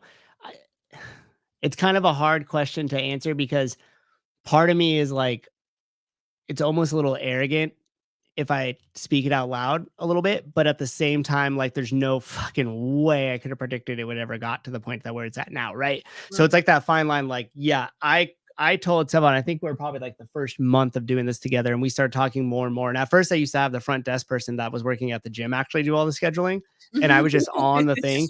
And then when we started picking up steam, and he was going like every day, and was like super, like, all of a sudden she's like, dude, Savannah's like, I can't fucking do this. Like, I'm tapping out this guy's nuts, right? You want me here in the gym, or you want me to help him? You got to pick one. Exactly. So then I took all of that on. I remember like a month or two of talking with him. And at this point, we're talking every day, and the show's kind of starting to get into a regular cadence. And, I don't even know if we moved to live yet, but he was like, yeah, well, what do you want? And I was like, dude, I want to own CrossFit.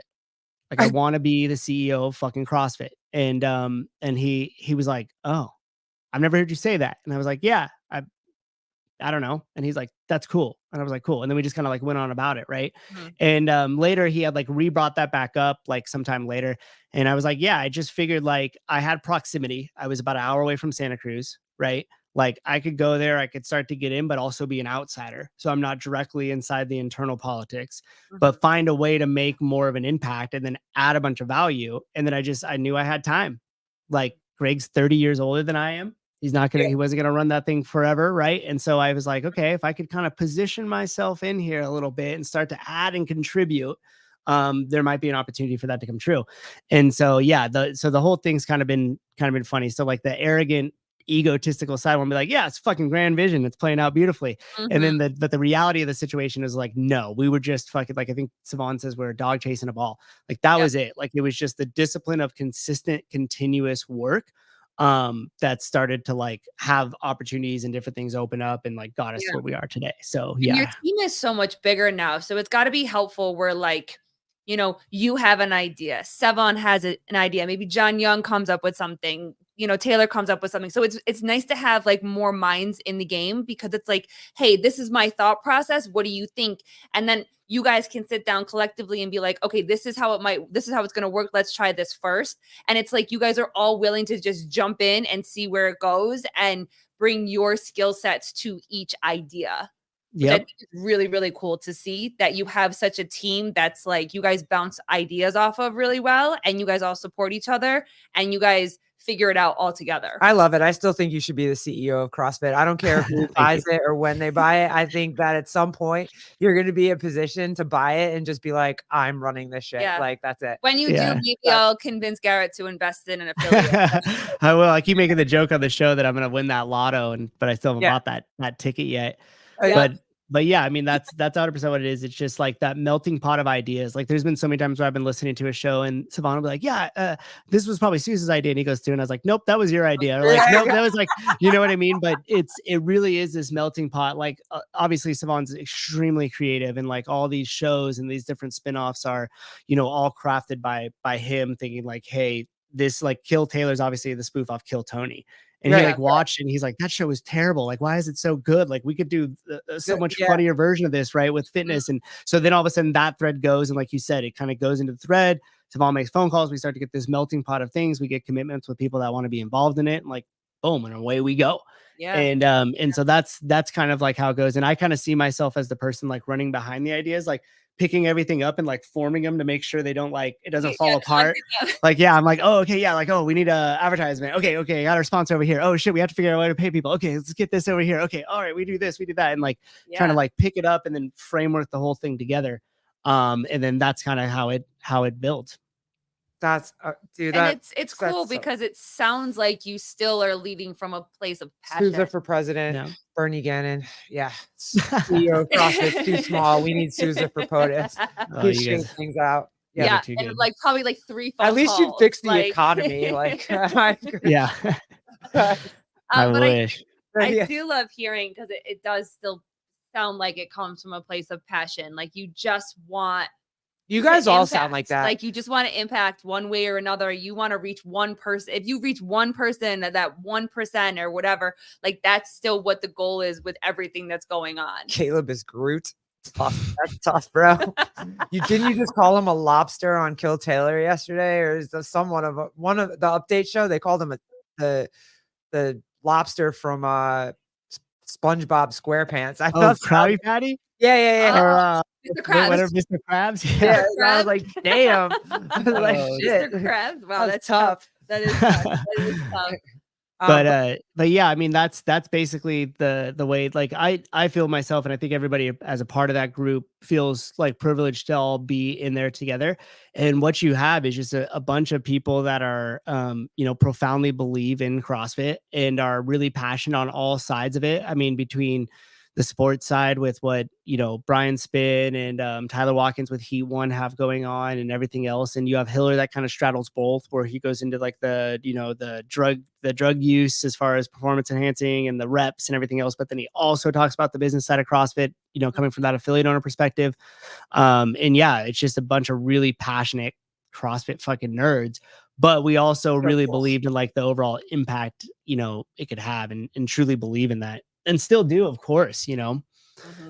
That's cool. We're getting to watch it play out. It was Chris Alford. It was Larry the Lobster. You right. That's exactly what it was. All right. Last question. Yeah, last one. We'll let you go. Thank you so much for this, bro. I appreciate it. Yeah, absolutely. And I promise we'll let you go. So Hiller is not everybody's cup of tea, as you can imagine. Is it hard to navigate the people that do not understand what he's doing versus you know him, you know the message, like you said earlier, this idea or this belief that your voice matters because you have a voice and it feels like a freedom and like what you're supposed it's freedom and it's what you're supposed to be doing. How do you navigate the bad response to Hiller versus the messages that Hiller is trying to present? Yeah. Being part of the team. Well, the crazy thing about Hiller, and you guys know this because you met him in person. If you hang out with Hiller in person, he is everybody's cup of tea. Like you can't really be around the guy for that long and not just like him and want to like be around him and stuff, right? So, I don't know. This is like, I'll put on the conversation we had earlier. This is like the mom hat coming on. Like I only see it as like emotional with him a little bit because when I went to the games by myself for the first year, and this is when the podcast had really started to gain momentum. This was, I think, 2 years ago. And when I went to the CrossFit games for the first time, Hiller was with me as well. And him and I just kind of like buddied up to each other. And it was crazy because that was the first time his at the CrossFit games with the platform as it was, and me as well. So like last year, him and I were just like fucking dudes at the games, right? Yeah. And then this year, all of a sudden we're going everywhere and people are like coming over and taking pictures and wanting to talk and like do all this stuff. And both him and I were just like, holy shit. Like, so it was super unique to be able to like experience that like with somebody else at the same exact time. So for that, like, you know, like Hill and I will always be buddies from the 1 year at summer camp together. This one time at band camp. Yeah. But you know, I could also see that if you're closest to some of the content, like you're going to feel, you know, slighted a little bit or maybe upset by it. And I would say that if you watch what Hiller does more so than kind of worrying too much about that one specific video and trying to determine if that's good or bad, oftentimes when he makes videos on somebody that calls it out, and Bill Leahy's a perfect example, and then they go and have a conversation, and then like now like Hiller is Leahy's biggest fucking fan, right? Yeah. So, you know, I think it can be tough. Like I would, you know, if I had the mirror held up against me, like how would I respond to that? Yeah, I'd probably be pretty pissed off. And I think going back to what we were saying earlier, the easiest answer to that would just be to react to it and be like, fuck that guy and fuck what he does. The hardest part about it would to be able to take a step back and say, okay, is there any truth or merit to what he's saying? And can we utilize this information to achieve the goal that we're after? Yeah. And the part is where CrossFit seems to get stuck in it, which is, I'm assuming, kind of what we're talking about because of the net video and like the Craig Howard one and what happened with Dawn and all this recent stuff, right? Where some people are like, that's a lot. Why are you doing this? Why are you going after them and whatever? And I think that if you come from that spot of being, like you said, reactive to it because there's something that's triggering that he says, or maybe it's the thing that we need to be talking about, that people need to have that mirror moment versus slowing down and listening to the actual message. I mean, I joke about this, like when she first started listening to Sevan and having conversations with Sevan, I couldn't do it. I'm like, I cannot listen because I was so triggered all the time.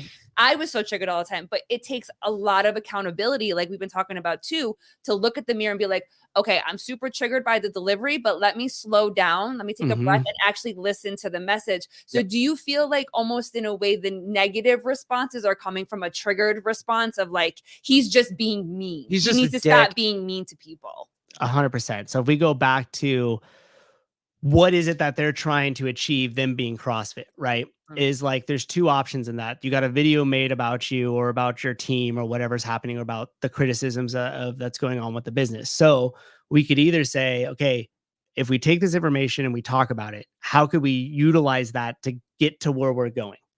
And if the answer to that is to just respond to it in terms of like, well, there's so much negativity and we don't agree with what he did, and now he's just blatantly attacking people and we're really pissed off. It's like, you could feel all of those, get it. Okay, now that that's shelved and we understand where you're at with that, how do you feel about the actual message, and is there merit in that, or what are you guys doing, you know, against that? With that, or with that information, right? So like that to me is like the most important part of it is like, okay, you could be upset on the emotional side, but try to take what he's saying and say like, hey, is there actual something that we could do to utilize this to make this useful to us into where we're trying to go? And if spinning your tires in the dirt, being like, oh, well, we're upset and now we're going to review this, and now like you mean to tell me that everybody on an executive level in CrossFit, they don't have any vision or direction for themselves, so much so that they're this easily veered off course by Hiller? So number one, that to me is already an issue. It's like, you guys should be fucking steamrolling your shit to where you're like, what just happened, right? And then most importantly, which is really the biggest thing that Hiller is highlighting, is that they're being outproduced by a shirtless dude in his garage. And if you were to take Hiller's, and maybe they could even ask him for this, he'd probably share it. But if you were to take his YouTube channel from 4 years ago, like right when it was bought by Berkshire Partners, and show the growth of his YouTube from now until then, and then basically showed CrossFits, I guarantee you he like 10x's all of the exposure, right? Yep. And so Yep. what that actually is exposing is that CrossFit doesn't have a relationship with its own community. Yep. CrossFit doesn't have its own voice, and then therefore it doesn't have its own narrative. So if you go to the next person, that void is gonna be filled. Yep. And then when you have somebody who's really as creative and can make videos as well as Hiller can, and isn't afraid to just be like, boom, here's where I'm at, and this is what's going down, that void gets filled, and you have no power against it. You have no voice against it. Yeah. So those would be the two things that it's highlighted to me, is like, you don't have an ability to respond. And number one, we don't even have enough direction or vision to overcome what he's even saying. Right. Right. Last one. And I'm closing my book. I'm not even looking at anything else. But do you think that if Sevan doesn't do Dave Castro's week in review, like if he never starts that segment, do you think Dave Castro's week in review gets as many views? Or as many questions? No. I think that anytime you add to it, right? And of course, maybe I'm just arrogant because I think I think so too. All of it flows to us. But no, she wanted the ego arrogance. I'm not going to clip that. I promise I won't. I promise I won't clip that. And here's the thing too, like there's a lot of stuff that comes from the platform that ends up being sticky, right? For instance, a more playful one is Pedro. Yeah. Mm-hmm. Only Sevan called Peter Pedro. And honestly, I think that's generally what he thought his name was for a while. Now to the community at large, he is now Pedro. He is Pedro. Right? Yep. Brian's spin is Brian's spin to all of us because of that, right? Yep. So there's certain things that like kind of get like earmarked by the group, and you kind of like once that happens, and you kind of just get thinking, hold on, I lost my train of thought. What was the question that you had? Because I was going somewhere with that. Oh, I asked you if Sevan didn't do the Dave Castro. Yes. So with that meaning is like the more attention that is brought on to that, we're saying like, hey, on this platform, this is important to us. And so therefore, I think that does help attract another audience that says, hey, we should be paying attention to this too. For sure. Yeah. You did it for us. Yeah, you did it for us. I mean, Sevan shouts, us out all the time, shouts her out all the time and whatever. And that is very much the reason. We don't have live viewers at all. And I'm thankful for like the one that we do get. That's my best friend from like 3rd grade. Like I'm good with it. It's fine. It's all good. Like, Hey, and until you hit 3 years of that shit. I get it. Yeah. I did the same thing, right? Weekly, like it fucking mattered. And the funny thing was, is I would get like an argument with Grace about it. Be like, we got to do the thing. It's got to post. And she's like, what the fuck are you so worried about? Like we're here at dinner. Like no one's going to watch it. And I'm like, you don't understand. Checking the number. No, it's important, dude. The comments. You got to make sure you answer all the comments and stuff like that. Yeah, absolutely. So, and that's what I think. Now, let me ask you this, right? So imagine that abundance mindset where we know that the growth of your show, the growth of Spin Show, the growth of Chase and Bill's show, the growth of Peter's show, the growth of all those shows, the growth of Hiller, that grows everything else. Yes. Right. So if we started to move in an area of extraction, we would slow it down. So what I mean by that is like, oh, Gary, calling like, we love your guys' show. What if you came on the Sevan Podcast Network, shut yours down here? You'll be able to have it. But by the way, we're going to take, 80 cents of every dollar that you, or, 80 cents out of every dollar that you're making. And then we started to do that with everybody else and just kind of put this and like started to like, it wouldn't grow as naturally and the ecosystem itself would start to shrink. Yep. Wow. I always thought about it in terms of, have you ever seen like No Jumper? Like that group or like Vlad and whatever, and they kind of like acquire other smaller podcasts. So you're saying that's not what you would, that doesn't help the actual ecosystem that you're trying to build. Well, we're a part of a larger ecosystem of like CrossFit, and there's kind of a thread of that in all of our podcasts, right? So multiple different flavors and channels of that exist on their own with your guys' own autonomy to do whatever you want with it as you see fit is going to attract a different audience and a different perspective than it would be if you just had association underneath the same platform. That's it. Wow, so to me, when you do that, you're building, like we're building the ecosystem of CrossFit by uplifting all these other shows and opportunities and different things like that, which helps grow the whole thing as a total. as opposed to if I wanted to selfishly just extract as much from it, that's what I would start to do. I would start to try to acquire you guys or do deals or something. So that way my hand is in your pocket as well too. Yeah. Or I could do, you know, the old school, like, you know, record deal where it's like, hey, baby, I'll make you a movie star. And then you come over and realize you're like, holy shit, this show has made thousands of dollars and we're not even getting paid, but this guy's making all the money because we're just on his channel. So like when you start to do things like that, like, and then there's the crossover, right? So if you see like Taylor Self, we started to talk about him at the beginning. So the Kill Taylor show, right? So he comes on, he has full autonomy over his workouts and everything. And then he gets to utilize that show to his benefit as however he wants. And when they do the Shut Up and Scribble and sponsors approach them, we push all those deals to directly work with those guys. So I'll help manage that relationship if they need it. I'll help get things going or just whatever else. But once that money flows, it goes to them. And then Taylor is smart enough to really push Sentinel programming through everything he's done. Channels. So then we just push that as well too. So then he comes on, he does the Kill Taylor once a week. We make him this superstar. His program starts to grow. So, but if we want to be like, hey, Taylor, I'm going to acquire Sentinel programming from you. Yeah. And then we're going to help you do it, right? And we're going to give like, it wouldn't grow as naturally. And we're going to take a really big amount of money from it because we're marketing, because we have the eyes, because whatever. So it's almost like everybody's welcome to the table, but you're not glued to this single table. Like you always can come, but you have your own space. You have your own space. You have your own space. And then collectively together, everybody can come and sit at the same table. We have a thunderstorm. Yeah, I want to end this so I we think don't we're about. lose Did it. you see that? Yeah, I did see it. I did see it. Yeah. So I want to end this glitch really quick because I don't want to lose this. It was a great conversation. Matt Souza, thank you so much. Thank you. We will definitely do this again sometime. Yeah, anytime. I had a blast. It flew by. Thank you. Yeah. Hang tight real quick. Thank you guys so much. We'll talk to you next time. Clinton, thanks. Deuces. Bye.